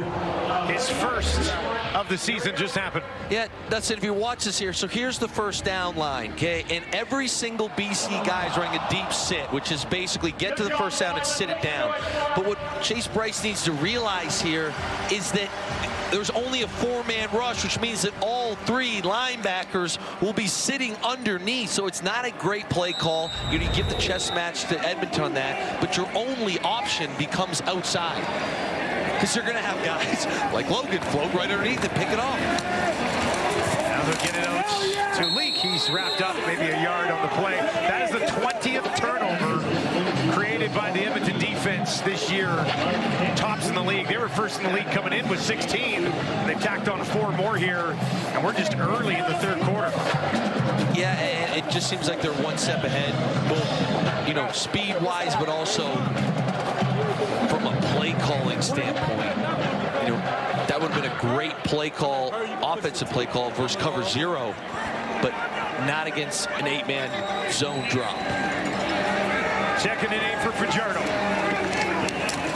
Pressure in his face, had to move it quickly, and that one is a little bit too far away from Keon Julian Grant, and Julian will have to come out and kick this away for Edmonton. Yeah, you're going to watch at the top of your screen here. They kind of show Sankey coming from one side, and they bring it the other way. And that's how you have a free hitter. Cody does see it and tries to get the ball out that way, but clearly not on the same page as his receiver.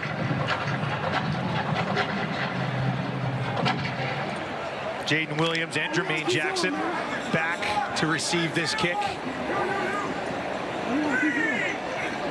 from Julian. Lays it out there from about his own 47. It's a 50-yard kick. And the return just outside the 15. They're going to blow him down. He got up and kept going, but they've blown him down just outside the 15-yard line. Cody Fajardo, pretty good game so far, but they got to him that time.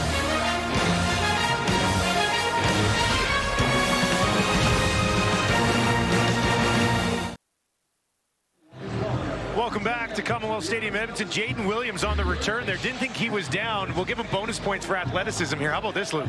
Yeah. Look at this. Spin, nothing touches but his head. Wrist stays up, shoulder doesn't hit. I might hit him wave and say, no, I wasn't down. We're yeah, good. and I get it. You know, you got that big helmet on. You're not thinking of your actual head. You're always thinking, hey, don't put the forearm or the... That's Dennis McKnight, the new special teams coordinator for the Lions. Brought in after a rocky start for their special teams this season. We'll go back to Butler here, and nothing on either side. This is really remarkable. Butler and Rankin have done nothing on the ground in this football game. Yeah, it is really strange in that sense, but what I don't understand here is this is your strong side linebacker that is unblocked. So as an offensive guy, you know, Dustin, you're learning, I love offensive ball. You want to talk about bad ball. When you have a scheme where you don't block the Sam linebacker and you're running in that direction, you can't ask for much. What really are you expecting? Correct. It's not going to go well. They got a yard out of it. It's 2nd and 9. Bryce goes over the middle, and that one looked like Butler wasn't ready for it. Caught him off guard, and he couldn't haul it in. Yeah, this is a tough one because Bryce sees it. They bring some pressure here, and he replaces the blitzer with the ball, and like you said, it looked like Butler wasn't expecting that football to be thrown to him. So that doesn't help Bryce. He's 10 of 19 for 115 and 4 interceptions, and good field position looming here for the home side as Javon Leake stands on his own 45. This kick, though, it's a good one, a very good one. That'll back him up. 62-yard kick. Leak on the far sideline, tiptoeing the line, and steps out of bounds on the far side of the field as Friday Night Football rolls on from Edmonton.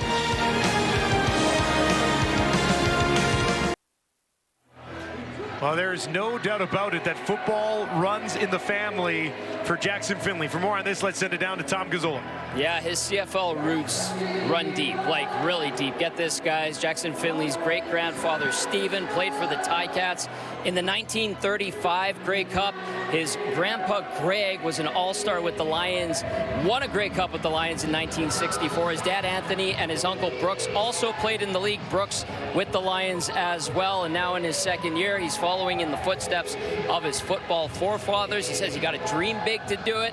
He's also dreaming big off the field. You guys, Dusty, you asked him, what are you doing? What are you trying to get into? Pediatric medicine in his off time, guys. That's very impressive, and who knows, maybe in 20 and 25 years, we're talking about the 5th generation of Finley in the CFL.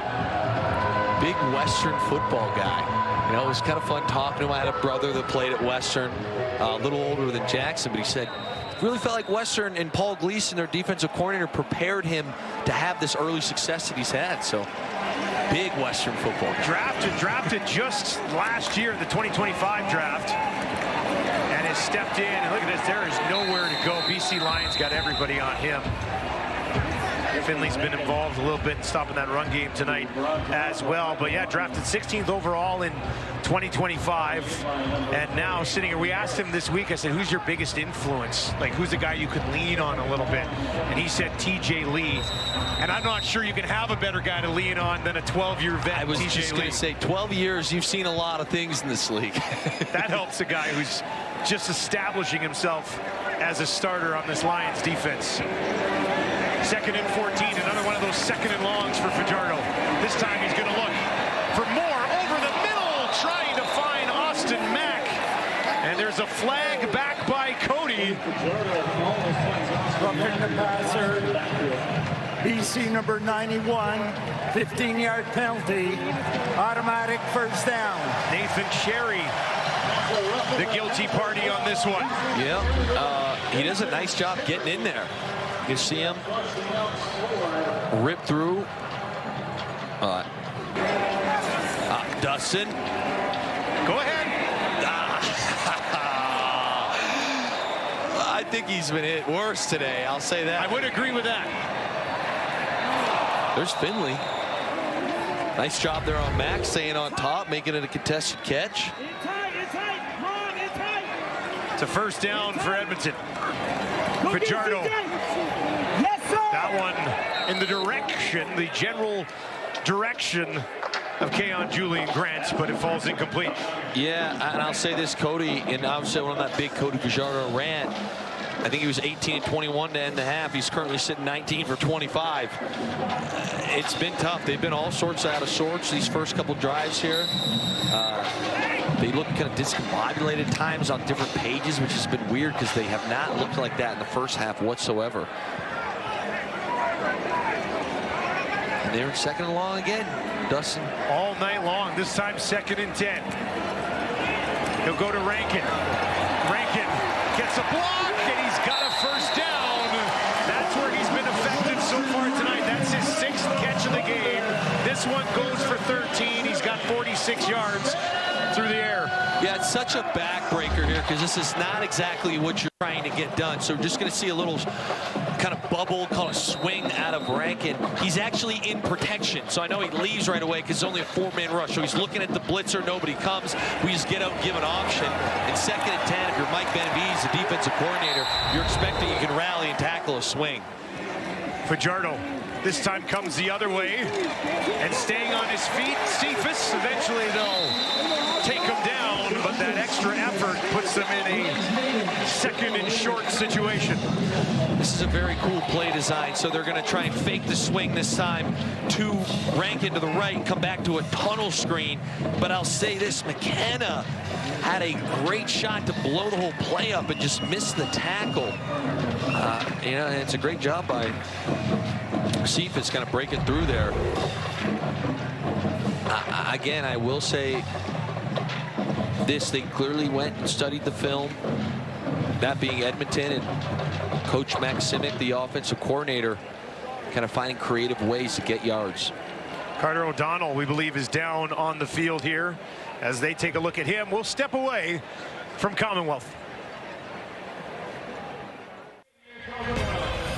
The World Cup continues with third-place matches. France takes on England tomorrow at 5 Eastern, 2 Pacific. Watch live on TSN only.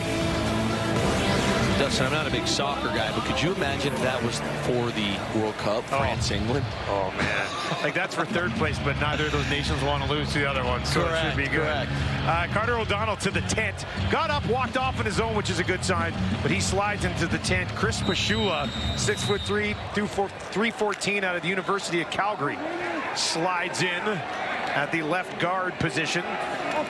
2nd and 1, and they will give it to Rankin in the short yardage, and I don't think he got it. It'll be close.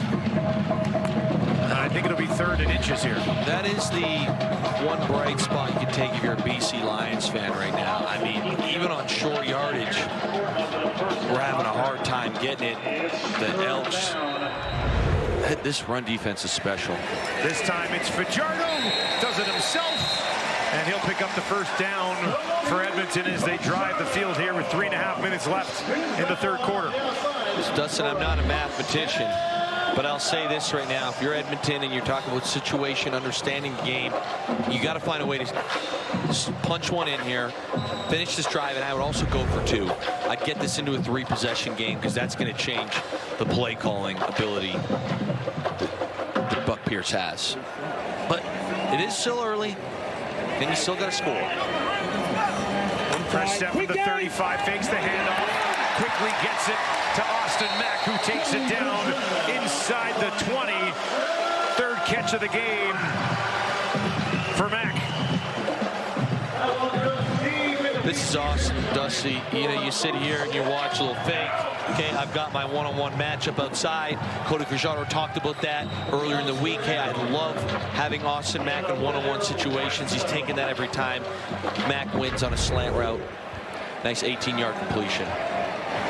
Gives him 29 in the game. Bit of a quiet game from Austin Mack. Lions are going to bring a little bit of pressure. Cody drops off. Had to dump it off quickly. Was looking for TJ Luther, but it falls incomplete here. Their 4th trip into the red zone today. Cody's going to want this one back. So the pressure does come from up top in this area here. Okay, but we want that on purpose. Again, you've got the perfect play call. You just got to float that ball a little more, and Luther's off and running. You can see he knows he missed it. There's a little bit more air on it, right? Yes, yeah. And he slides the line the other way. Again, a little kind of play action. If he puts a little air, especially a guy like Luther, he's going to catch that thing and get rolling. Thomas Oliver down. Looks like they're stretching him out. Maybe a little bit of a cramp. He was a pick of the Carolina Panthers, a 7th rounder a few years back now in Detroit minicamp in 24. Out of Florida International. FIU. Trying to lock down a job here at the corner for the Lions. We got some ice on the leg of O'Donnell. They've already had some injuries on the offensive line. Missing Woodmansey, missing Beard. Now O'Donnell out for at least a little bit here as he's getting iced up. Yeah, and we mentioned it early in the first quarter, but Carter O'Donnell is 6th in the league with lowest pressure rating allowed, only 2.7. He's really been great this season in pass protection. Cody Fajardo sacked coming into the game just 6 times this year. He's been sacked a couple of times in this one. 2nd and 10, trying to keep this drive alive. And flags do fly as the ball was snapped. Procedure. Edmonton number 53, 5-yard penalty. It remains 2nd down. Brendan Bordner, the left tackle. A little too early on that one. Yeah, and that's going to be, you're going to happen right here. But the key is, look who he's going against. You know, Betts, we talked about, he's been really jumping the snap count. He's been getting speed rush going. So that's what happens as the game goes on. You're like, hey, he's jumping our cadence. I'm going to try and get a split second early. And you're just too soon and cost your team 5 yards. 9th play of the drive for Edmonton. 2nd and long. They'll go to Cephas. Little hesitation, trying to push it ahead. And he'll be knocked out of bounds just inside the 10. So this is decision time right now, especially because you have it. We got enough yards where I don't think it looks like they're moving on the field goal team. To me, on 3rd down here, we at least try and draw them offside. You'll come out here, make some fake calls, take the 5-yard penalty. Field goal posts are at the front of the end zone. It's a chip shot, whether you're on the 7 or the 12, you're expecting to make that kick. You never know. Maybe someone's tired, they jump offside. Might be worth it just to take it. You got Rankin lurking around back there. They're a little bit worried. Put a little eye candy motion on it, you know. Now it's 16-yard attempt. And they knock it through. The lead grows to 12 for Edmonton, trying to do something they haven't done very often against BC. And that is win a football game. They are 1-12 in their last 13 versus the Lions. Buck Pierce is a perfect 4-0 in his head coaching career against Edmonton. Here's a look at the last 4 games between the two clubs. I got a feeling that this might be in a bit of trouble. This record could be going down. It's only a 12-point lead, so lots of time left.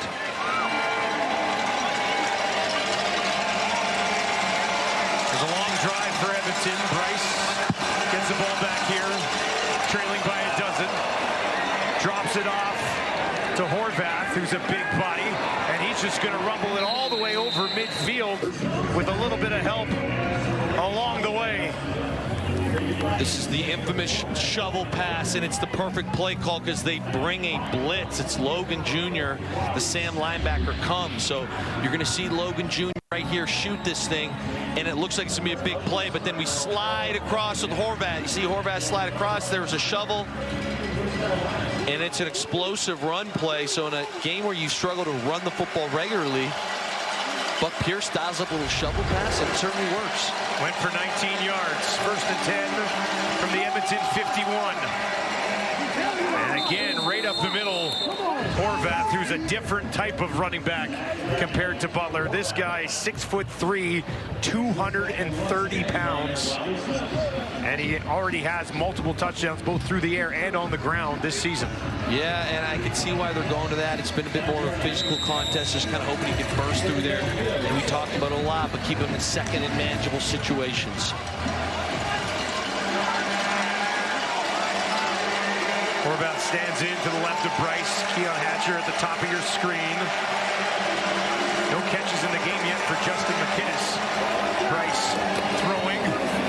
Has Senecal, puts on the brakes, pushes it ahead, and it's a 1st down for the Lions. His 4th catch of the game for Nick Senecal.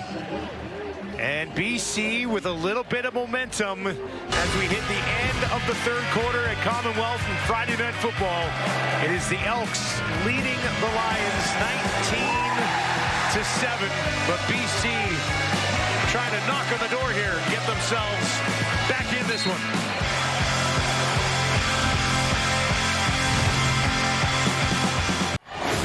Fourth quarter action coming up here in Edmonton. It's the Elks leading the Lions by an even dozen, and they've got 13 points off turnovers in this game. Yeah, Dustin, and I know I continue to talk about this being a game manager, but I'd like you to do me a favor. If you're ever in an argument with a friend and you're talking about a quarterback and use the term game manager and they say it's disparaging, I want you to just pause and look at them and say, you don't know anything about football. I want you to be very blunt about it, because that stat shows you if these turnovers were all avoidable minus the first one, this game would be a completely different situation if we weren't forcing the ball down the field as far as BC goes. For that forced pass late in a quarter that led to some points. Led to points, and now you're sitting here and you're down 12 when really you should be in a one-possession game. So you're going to do me that favor, though, right? I will. I'm going to find a friend. Yeah. And I'm going to set them up. Yeah. And then when they come in and say, you know nothing about football. Exactly. Exactly. Just like you know nothing about football. I would encourage viewers across the country to do the same. Let's see how it goes. Start the you know nothing about football movement. Here's Bryce. Oh, he's in trouble, but he escapes. Now he's on the run to his right, looks down the field, finds a man. Senecal again. They'll track him down, trying to strip it out as DeBlanco, but he hangs on. And there is Chase Bryce making something out of what could have been a disaster. Yeah, this is an awesome play by him. So what they have is kind of a clear out and an inside, I call it deep dagger, but it's like a 15-yard in, and both of them are gloved.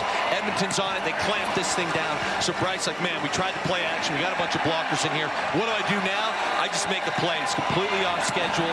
Find Senecal. That's a tremendous job right there, getting out of a play that was not open whatsoever. 22 yards to Senecal. We're back in the red zone for just the 2nd time tonight. Very much still in this football game. Bryce, pressure right away, throws it with his left hand. And it is completed. Oh, he got that one away just in time. And he finds McKinnis for the first time tonight. Who is this man? Who is this man? He's heating up. Maybe he's a 4th quarter guy. Okay, and I'll say this, it's not easy to throw when you have Malik Carney chasing you down. So he just says, that was a nice spiral, nice too. spiral. Maybe he's a lefty. Look at this guy. Look at this guy. That's pretty sweet. Keeps him in second and medium here. A little smile from his starting quarterback, Nathan Rourke. Not sure they do that in practice. 2nd and 5 for Bryce. Elks in 5, deep drop, gets it away to the end zone, got it! Touchdown BC! Hatcher, if you can believe it, his first of the season, and the Lions have life.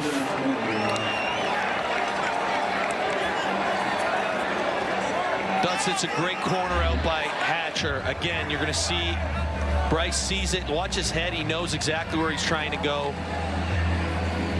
Ball's a little inside, but and we talked about Hatcher does such a great job, and he's been this way forever, where he can make that underneath stuff happen. But when I say he plays big, that to me is a receiver playing big. He knows how to kind of use his body in space and shield the defender so he can have an easier, less contested catch. Sean White's to make it a 5-point ball game. And he smooths it through. And the BC Lions aren't going anywhere. A Bryce drive that they simply had to have ends up in the hands of the reliable Keon Hatcher.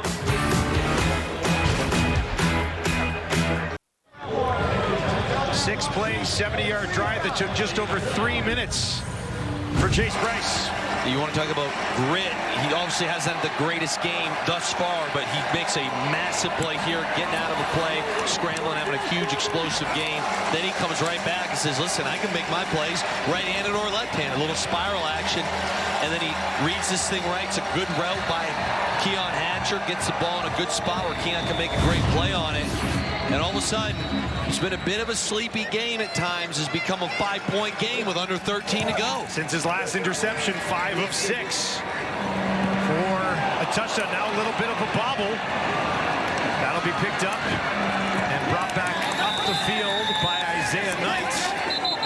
And a 5-point game, as Luke said, with just under 13 minutes left for an Edmonton team that hasn't done much offensively in the second half of this football game.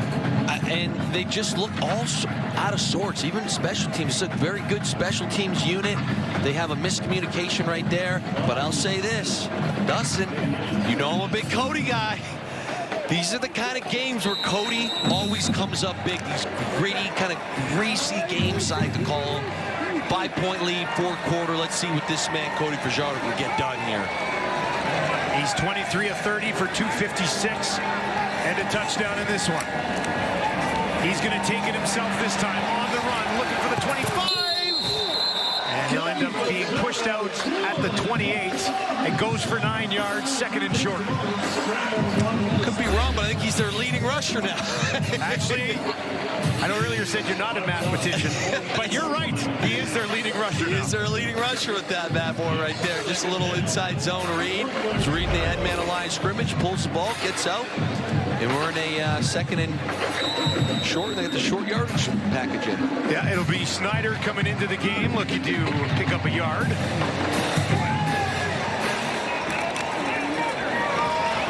Get a huge push, but should be enough. Number 14, Cole Snyder. Cody Fajardo, throughout most of his career, bit of a dual threat guy, and he needs one more rushing touchdown to join the 150 club. Can we look at this board? Can we just look at some of the names on the board? I'm going to have a rant again. It's okay. I'm going to have a rant again. It's all right.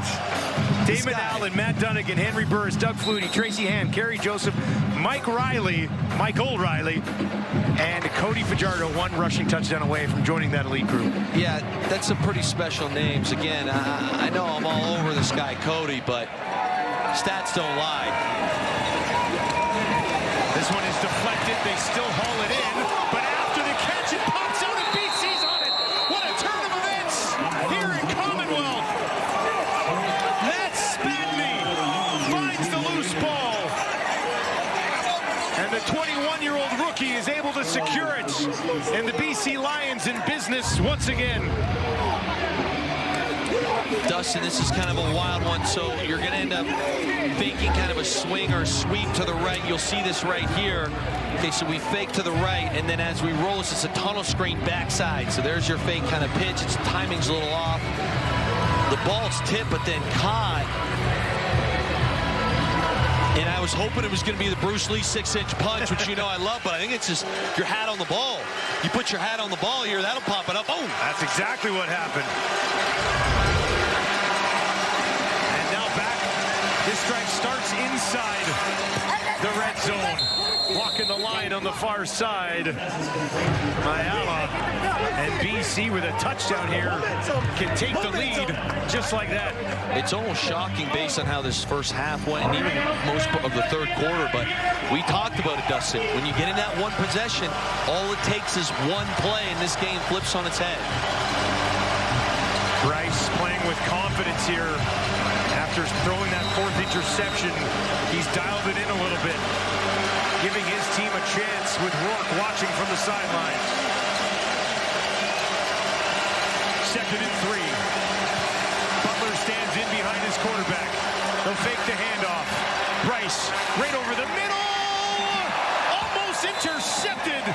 Almost threw a 5th. It was Cordell Jackson who got a little turned around in the back of the end zone. And in the end, it's incomplete. Yeah, I'm not sure what he sees here. So as we roll this thing,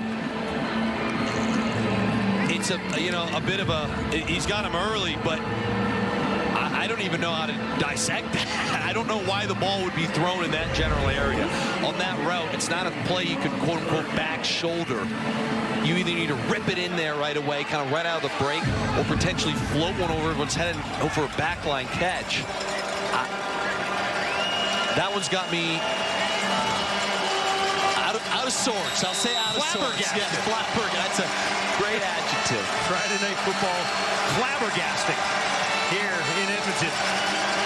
Sean White knocks that one through. And we've got a 2-point game on Friday Night Football to kick off Week 7 in the Canadian Football League. Bryce missing his man. Well, it's Friday Night Football that gets the week started, but lots of good stuff still to come. We got the rematch in Montreal and Calgary. That one will be in Calgary, and that's part of a doubleheader. Argos and Ticats in the Hammer to wrap up on Saturday, and then Bombers and Red Blacks on Sunday. So I want you to look right in here, in this area right there, kind of eyeball this. You're going to see Cordell Jackson actually face smash someone right there. Boom! Just happened, and that's why the Elks are now starting on the 25 and not the 40. Fajardo gets it out to Julian Grant through his hands, and incomplete. Julian Grant's been targeted 6 times, has just 1 catch in this game. I'll tell you this, Dustin. Somehow the Elks have transformed into the bad news Bears. You come out here, you get a nice stop after the turnover, force a field goal, and then you give up a free 15 yards the other way on a face mask. We're dropping balls. The offense looks completely out of sync. It has been such a strange, stark difference in the first half. Long lead stands in to the left of Fajardo. BC's going to bring some pressure.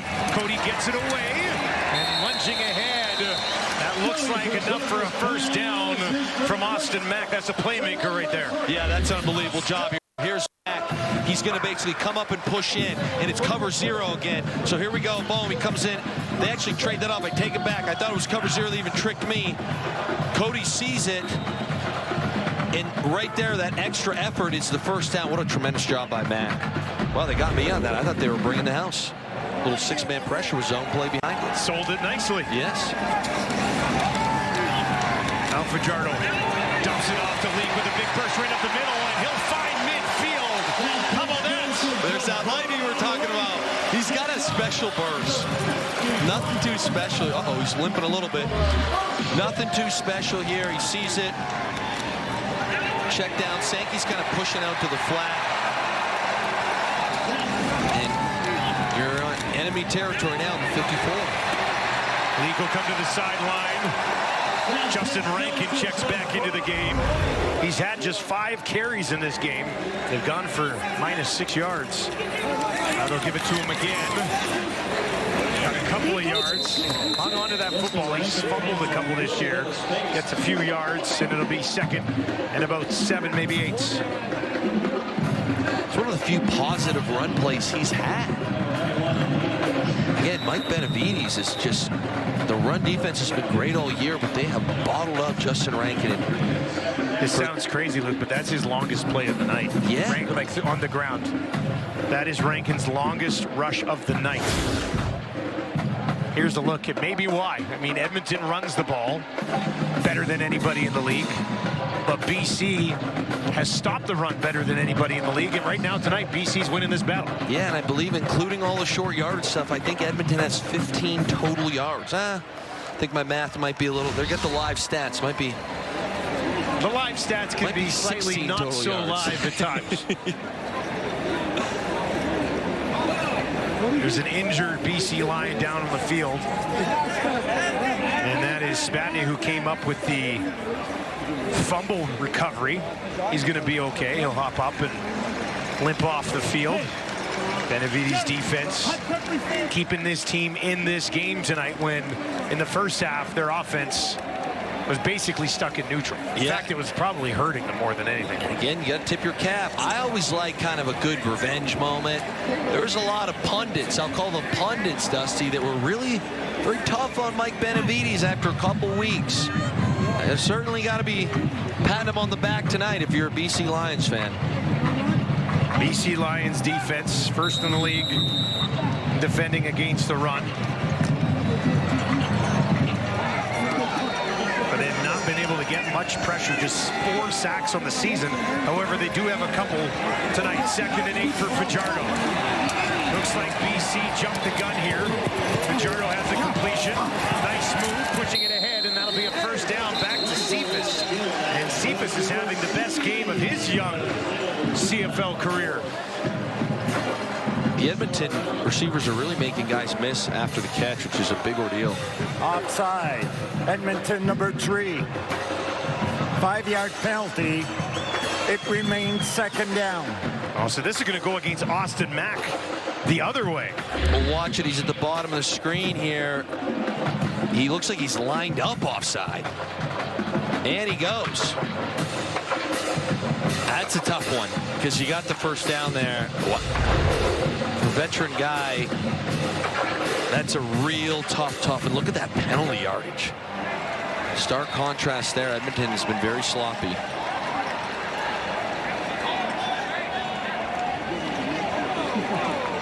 We'll see here. We're being told that the league's taking a look at it. Because there's a member of the BC. That's what I thought. The BC Lion edge rusher jumped early. And now we're being told the league's taking a look at it to see if maybe these are offsetting penalties here. We're going to kind of look at the top kind of, I think it's right here is what we're thinking. On the previous play, there were 2 fouls. Offside.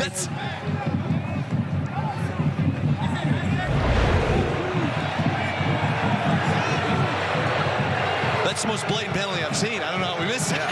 On the previous play, there were 2 fouls. Offside. Edmonton number 3. Defensive offside. BC number 9. We're going to replay 2nd down from the previous line of scrimmage. 2nd down. Dustin, you saw it. I saw it. I thought that was what the penalty was. I didn't see the Mac part of it. I mean, that was clearly offside as well. I mean, both penalties were legit. So, yada, yada, yada. It's 2nd and 8. And we're back. Fajardo waiting in the gun. Rankin to his left. That is batted down by Williams, who I believe was the guy who was offside the play before. So a little redemption there for Deontay Williams. Yeah, you're going to see him at the top of the screen right here. Okay, and they're bringing everybody. Rankin takes the inside guy, which is Haggerty, and that is the free hitter, as I like to call it. Williams does a good job getting his hands up. Jaden Williams, Jermaine Jackson back to return this kick for BC. Julian stands on his own 44. Not much of a wind here. And he'll send this one up end over end, and that'll be taken right at the 5 by Jackson. And he's wrapped up immediately. Great work downfield by Johnson. And BC is backed up as the sun begins to set on Friday Night Football in Edmonton.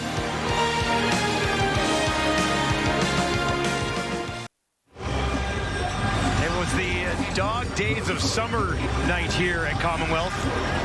And there are dogs all over the stadium. They're having the time of their life, Luke. They really are. Are you a big dog guy? Had dogs on our farm as a kid, but not since. But I do prefer dogs to cats. I know that frustrates some people, but that's just my hot take of the night. I'm like that. I know it sounds a bit absurd, but I'm not a big animal guy. I don't prefer any of them. I could do not that I have anything against animals. Yeah. I just never kind of grew up with them. And the dogs here, though, they've had a wonderful Friday night. And they're set for a great finish. Just over 6 minutes to go. This drive starts on the 5 for the BC Lions, and a quick hitter on the out to Mayala. I'll tell you what I do like right now. If you're a CFL fan or an Edmonton fan, the side opposite of the camera, which is right in front of us, is decently filled tonight. It's pretty here bad tonight in Edmonton. And they're getting pretty loud right now. They're getting pretty loud. Trying to get behind this defense. Some threats, some storms. Are we up there? I think we're up there. Right at the top of your screen, everybody. There we are. Yeah. Thanks for joining us. This is a 2nd and 3. They'll move Horvath up.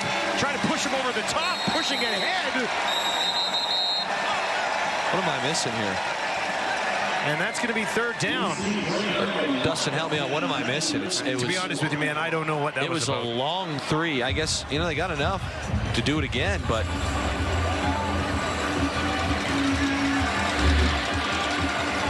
Yeah, this was not. Yeah, this was 3 yards. And they just decided to try to push it ahead. Now I guess they'll do it again. And it's a long one here. Horvath steps up, trying to push it ahead, goes over the top and breaks through. Would not be denied, and it's a 1st down for the BC Lions. Horvath's on a mission right now. I thought he got stopped there for a sec, but a 2nd effort and then 3rd effort on top of that. Shades of Tommy Stevens. With the Riders there. He's the GOAT at this right now. Look, big hit there, stays up. There's your 3rd effort. The Tommy Stevens, Mark Mueller 4-minute offense is really spectacular to watch. Taking the lead by storm. Yeah, I really enjoyed what they're doing when that kind of kill the game offense comes out there.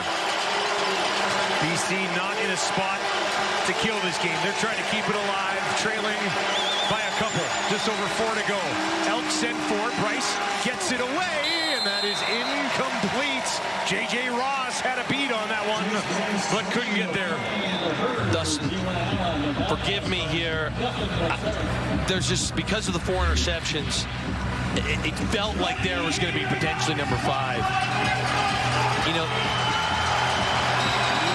I'm just not sure what we're seeing here. I get that that's there, but we're a bit late, and it's not a great run route, I should say. We slip out of it. It looked like J.J. Ross had actually overran it, trying to get back to the defender. If he'd just gone straight back, yes, he would have had it, and that would have been 6 the other way. I'm a little nervous right there. 2nd and 10. Bryce gets this one away, and that is broken up by J.J. Ross. Now I wonder if they will throw a flag here, a challenge flag. Did he arrive on the back ever so slightly early? I didn't think so, but we're going to see it here. So this is where we're looking. Top of the screen here. It's just kind of a sit route. 5-yard hitch. We're kind of floating in there. We're sitting on it. Ooh. A little earlier than I thought. They are going to challenge it. I only bring this up because we've seen this a couple of times over the last few weeks. And I think the results have actually both gone in opposite directions. So we'll see how this one plays out. Some of this stuff gets so gray for me. This is one of those, right? BC's challenging the previous play. They believe there was defensive pass interference on their receiver number 29. The play will be reviewed.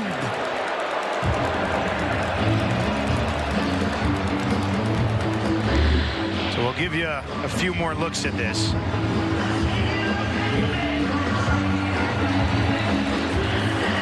Like, it looks clean from that side, but on this view here,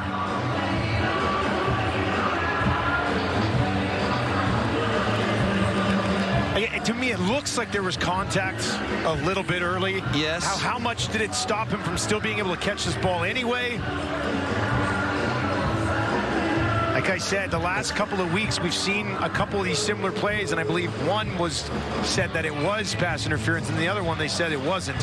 What's funny is I think Ross was expecting the ball to be thrown inside, and it's like inaccurate that it kind of jammed him up. Let's get the call. Upon review by the replay center, defensive pass interference, Edmonton number 29, a 10-yard penalty, automatic first down. 3.5 minutes to go. BC down by 2, and they'll get a fresh set of downs after the challenge successful for Buck Pierce. Yeah, that's a pretty big break there. Even getting 10 yards.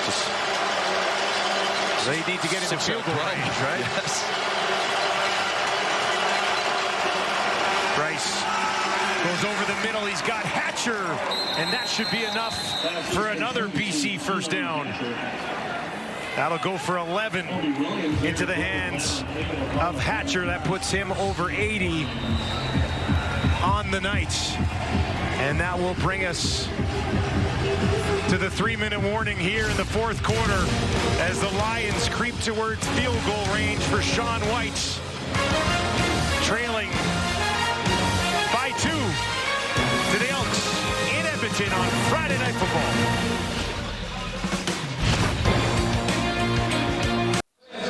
Now there's former Edmonton kicker Sean White in his old stomping grounds, warming up on the sideline. There would projects have to get to about the 48. His career long is 55. His long this season, though, is 43, and he has not attempted a field goal from outside of 50 yet this year. Yep. All things to keep in mind as this drive rolls on. Thus far, the ball has definitely not jumped off his foot on some of the extra points. So they got a long way to go still. Lions have outscored the Elks 10-0 here in the fourth quarter. Bryce gets it away. First tackle doesn't work. Second one will come in and help as Poisson is wrapped up after a gain of about a yard. This next play here is where Chase Bryce can kind of change an era of how he played. Obviously, you're under 3 minutes. You're down 2. You're at your own 40, and it's 2nd and 9 now. You know, you make a big play in this moment and lead a field goal drive. Those 4 picks get forgotten very quickly. Now, all they care about is the one in the win column if he can get it done. Another tight one here in the Canadian Football League to start this season. 2nd and 9 for Bryce. Elks will send 5. Goes right over the middle, and it's broken up. Was looking for McInnes, who wants a flag. Not going to get it. Cordell Jackson locking him up. I'll say this, Dustin. We talked about the beginning of the game, but Cordell Jackson is second league and lowest completion percentage. This is man coverage. So you see McInnes, series number 18. He's going against Cordell. Like, that's not a PI. There's no world where that's a PI. And I get it's a backup situation, but you got to know matchups. The motion should have told you it was man coverage. They're challenging it. I don't know about this challenge. Well, they're going to roll this back for a PI challenge, too. Buck's going to say grabbed his shirt. We'll have to get a look at it much closer. And again, talk about this being a student of the game. When you see man coverage, I'm just not going after. BC is challenging the previous play for defensive pass interference. The play will be reviewed. You're not attacking Cordell Jackson. He's second in the league. Yeah.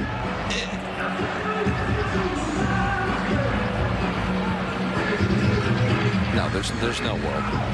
Like, I get that there's a small jersey, at least for me. McInnes initiates the original contact. Looking at it from this way, you would not know if he grabbed that jersey or not. You know, like, it did not impact McInnes in any fashion. And that's the thing. Even with the jersey, like on the earlier one, there was an impact, or I say a slingshot, when sometimes the defenders look at slick and they grab the hip, you can clearly see the body move. McInnes there is not affected. Just one catch in this game for McInnes. Here's the call. It's a big one. Upon review, the ruling on the field stands. BC has charged a timeout, and they're out of challenge. 3rd down. Cordell Jackson loves it. And Sean White will have to wait. The Lions will kick this away and play defense with 2.5 left on the game clock. Javon Leak lurking back at his own 20. gets it away cleanly. Leak backed up to his 15. 54-yard kick. Leak goes up and is taken down right around the 25. And Justin Rankin has had the ball on the ground 6 times in this game. They've stopped him. Do you think they should have stuck with him a little bit more? Or just you're not getting anything, try something else? Yeah, I think just because it's been twice against this team, try something else. And Dustin, I'll say right now, I call it 4-minute mode, but when you're in the bleed the clock mode, right now you want easy completions, high percentage throws, and obviously running the football and ball security. You want to snap the ball with around 4 seconds left on the play clock. Let that clock tick down. He'll go to Rankin. Initial contact in the backfield, but he breaks it. Pushing it ahead, still going, and that is a first down. His longest run of the night. And it was not an easy one, was it? Dustin, this is crazy. This is crazy. I know the numbers have been big. This should have been a TFL, tackle for loss. There's one guy. There's 2. Okay, we're still bouncing around. Look at that shake. The dude got him. Are you kidding me right now? Are you kidding me? If you're Mike Benavides, you got to be scratching your head like you're joking. We could have had him in 2nd and long, getting the ball back potentially. Instead, it's 1st and 10, and you're moving the ball. He told us this week that if I can make people miss at a phone booth in the IFL, I can make people miss on a field this large, and that's what he just did. Now Fajardo throws it, and that one misses. Cephas, Cody knows it. It was behind him. Cephas reached back, and now it's a 2nd and 10 with 1:50 left. It's a massive miss. It's a massive miss because Cephas has a lot of room to run. Again, we say high percentage throws. Okay, little play action to Rankin. This is one that should be easily completed. And the clock stops. And again, I know it's a short play clock, but in games like this, every second matters still. I don't care it's only 20 seconds. Trust me when I say that thing's ticking. That's a first down if he puts that ball just ahead of him. Instead, it's a 2nd and 10. Pressure in Fajardo's face, hammered as he throws.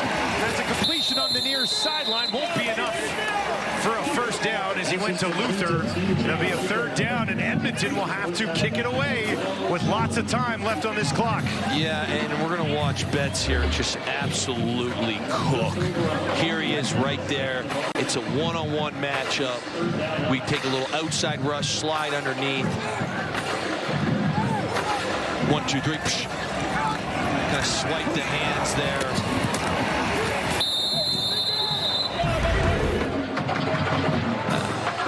Just, if you're Edmonton right now, you have so many chances to put this game away. And you have a drop, and then you lose a one-on-one at right tackle, and you're punting the ball. You're relying on your defense here, once again.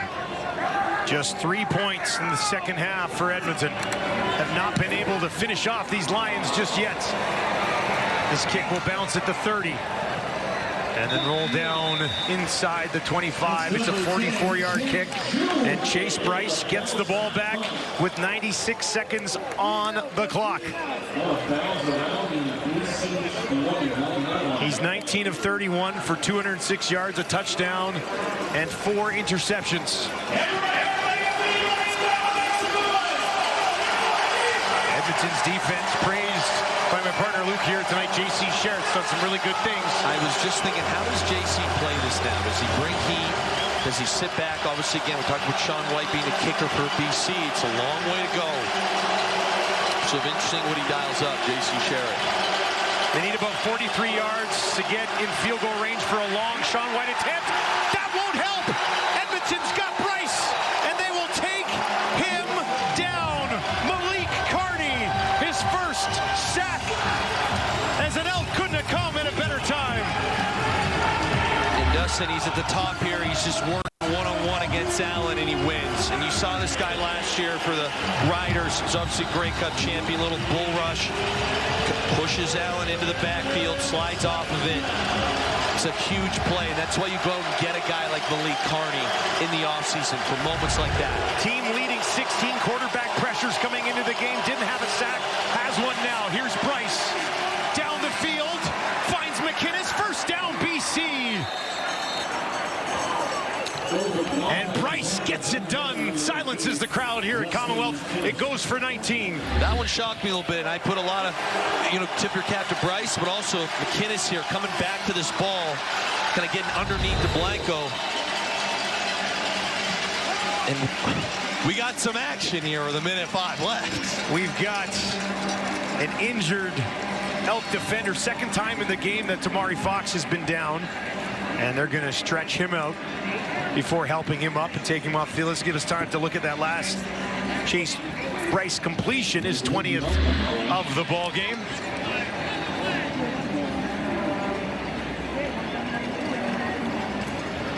Just the second catch of the night for McInnes on 8 targets. Ended up going for a total of 20 yards.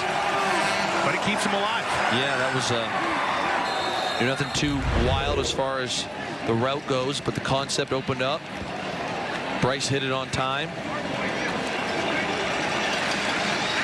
What do you think the yard line is, Dustin, where Buck Pierce would feel comfortable having Sean White kick? Not like, hey, this is a hope and a prayer. I know the career line's 55, so we're saying target line's 48. I think he probably wants to get to the 40 to feel comfortable about it. And that would still be Sean's longest of the year. His longest so far is just 43 yards. So a little bit of work left to do.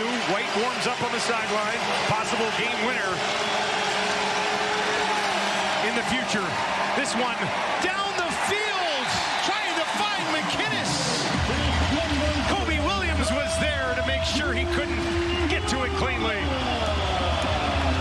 Certainly taking shots. There's a little bit of pressure here first. Going to run this thing. And you're just going to see 4-man rush. They run a little twist, and Malik Carr's giving him everything they can handle right now. It's a heck of a play by Williams there. Again, that was nice and clean. Gets a hand on a great pass breakup.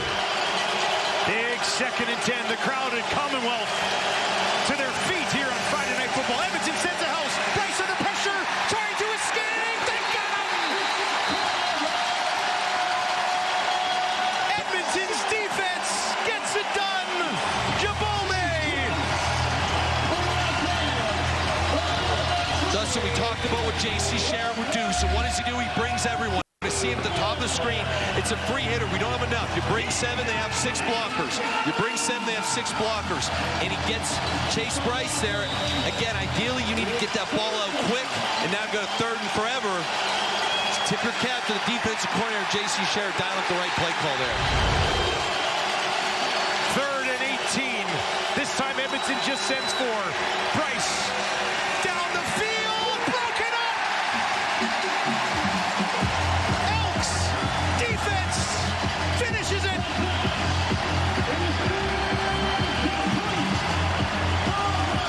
I'll have to watch this one back. I thought for a second there was a chance to catch this ball.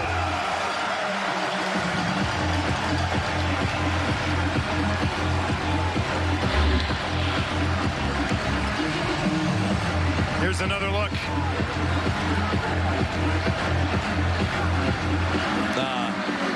Tougher than I thought. Looking for Mayala. Jalen Garnes over the top. Incomplete. And it'll be victory formation for your guy, Cody Fajardo. Cody Fajardo. Not exactly how he wanted this game to go, but another W. Uh-oh, we got a penalty flag. Oh, we just thought he dropped the laundry there. That'll do it. They don't need to take another snap. Yes. We'll run this clock down. And Cody Fajardo told us earlier this week that they don't care how they win football games. It's that they find a way to win football games. And they move into first place in the West with a 5-1 record. And let's get to Wilson's game ball. I think I got to go with J.C. Sherritt. I know he's a coach. He can get a game ball. I mean, this guy had everything cooking today. I thought he did a great job of balancing, hey, when to bring cover 0. Hey, we got a zone blitz with 6 guys. Oh, we're dropping 8. We're dropping 9. As soon as Chase Bryce came in, he really took control. I thought he dominated the game with his play calling. Okay, and clearly, they had a great performance offensively. Even a lot of the plays they did get, they being the BC Lions, and you go back to the Hatcher one-handed catch. Edmonton had some penalty issues. Like, they made it tough on BC all day. So J.C. Sherritt gets the game ball from me over here. It's a good game ball. They only allowed 15 yards rushing tonight.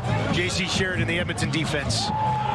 Questions for the BC Lions, obviously, on the health of Nathan Rourke, who watched for pretty much the entire game tonight. And what's now tough, too, for BC is you're in, and I know some people don't like them saying this, but you're in the much tougher division, especially now that Bo Levi is no longer playing. And that's not a shot at Hamilton, but obviously you're not the same team without Bo. So you see that record now to drop to 1-4, where you've got Edmonton at 5-1. You got Saskatchewan, who looks like they figured it out. I know that my buddy Zach Collaros is injured, but assuming that they do get the job done this week, Winnipeg's also a wagon over there. Calgary looks good, too. Calgary looks great. It's very tough, Dustin. Very tough. Tough spot for the Lions to find themselves in, but Edmonton with a rare win over the BC Lions, having just won in their last 13 prior to tonight. The defense shuts the door against the BC Lions. 19-17 the final. The Elks alone in first at 5-1. That'll do it. Sports Center is coming up with Jermaine Franklin and Kara Wagland. Good night from Edmonton.